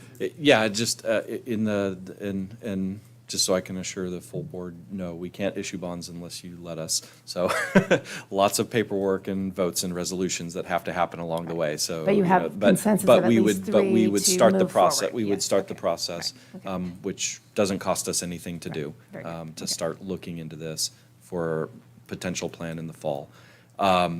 So the second piece is, and if I can just say that as we were having the discussion project by project, I don't believe that we heard any big concerns or deal breakers with Aviara, Oaks Middle, or Poinsettia, or God, thank you, Pac Rim, that would keep us from showing what we showed you tonight to groups of parents and staff. Okay.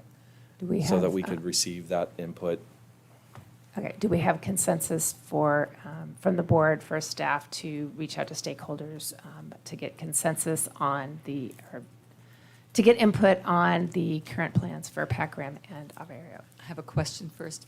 Are you going to present one plan, or are you going to present a couple of options? It would be what the board saw tonight, and, usually what I like to see out of these is, we like this design, but could you move the door? Or, or make sure that all of the restrooms are over here, just minor adjustments is really what we'd be looking, because the concept is what we want to be presenting. And we had a great conversation last week with the principal that was similar to that. And so, within the confines of, this is what we want to get done at Pac Rim, this is what we want to get done at Aviara Oaks Middle. Folks, let us know if there's anything that you see that we need to know about this.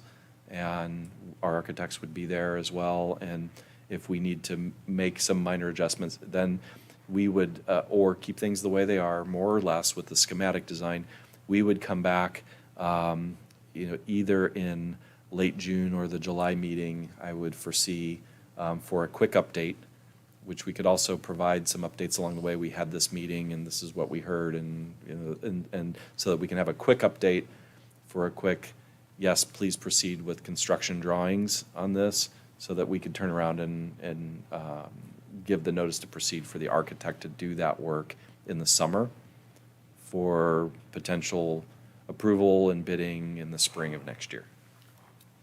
So I have a question then. So if you're going to go to stakeholders and you're going to revisit this with site principals, and if they say, wait a second, we need to modify this, we need to throw in some windows here or move a door here, you're going to bring that back, and then we have an opportunity to then vote on that? Is Yeah. that correct? Yeah, in the past, we've shown a revised design to say, here are changes that we've made pursuant to all of the feedback that we've received, and is the board comfortable with us now authorizing the architect to proceed with making construction drawings to submit to the Division of State Architect? And it very rarely is, hey, move the windows, and, you know, the board generally isn't getting into the size of the windows and things, but, you know, they might, you all might have opinions on that, and that's fine. But it's rarely like choosing the carpet samples and those types of things. And to Eric's Yeah. point, you know, our biggest challenge in our phase 2 projects has been navigating through the stormwater and grading requirements by the city of Carlsbad, and just getting authorization that this is the footprint of the building, these are the 4 exterior walls, allows us to start that permit process with the city, regardless of what's going on in the interior. That's not in their purview. It's how much is that building going to displace. So while the state architect is one thing, approving the box lets us move forward with the city of Carlsbad, which is taking up to 9 months to a year to navigate. So that's the other thing from our standpoint too. Well, and to be clear, this is our opportunity to provide feedback on those particular sites. So I wanted to kind of verify that too. I mean, we still have the final approval, but if there's stuff that we're not happy with now, we need to make sure our feedback is heard with the projects that they're talking about. Lisa. So the reason I asked is, in the past, we have provided 2 options or 3 options to the community and said, which one do you prefer? So I was wondering if you were presenting 1 option or 3, and I support one. One. Yeah, okay, all right. Yeah. I just wanted to make sure that, I thought that's what I had heard, but I just wanted to confirm that. And I had heard him say that earlier, because I'm with you, and I think we've given staff direction that we didn't want to go through that same situation where we had these 3 options that, you know, this is how much, you know, each one costs and all of those. And so I do appreciate the fact that we're back to the one, you know, when in the stakeholder meetings. Okay, so do we have thumbs on that? Okay, great, we have 5 thumbs on that. And then anything else, any other direction you need from us? Nope. Okay, any other discussion on this piece? Okay, I'm not seeing anything. One more thing, Eric. Yes. This board has weighed in on the size of windows before, so be careful what you. And also the type of, the type of buildings. Remember, we had those we had the Viking and the Fogger and the Yes, whatever we it don't was. want The frog buildings. Or the Frogger, or Yeah, what we have did you. frog. We learned our Yeah. lesson. Yeah, we did learn our lesson on that, so. That being said, anything else? Okay, I'm not seeing anything, so it is 8:20, and the special meeting is now adjourned, and our next regular meeting will be held on May 15th, 2024, at 6 PM at the Carlsbad Unified School District office.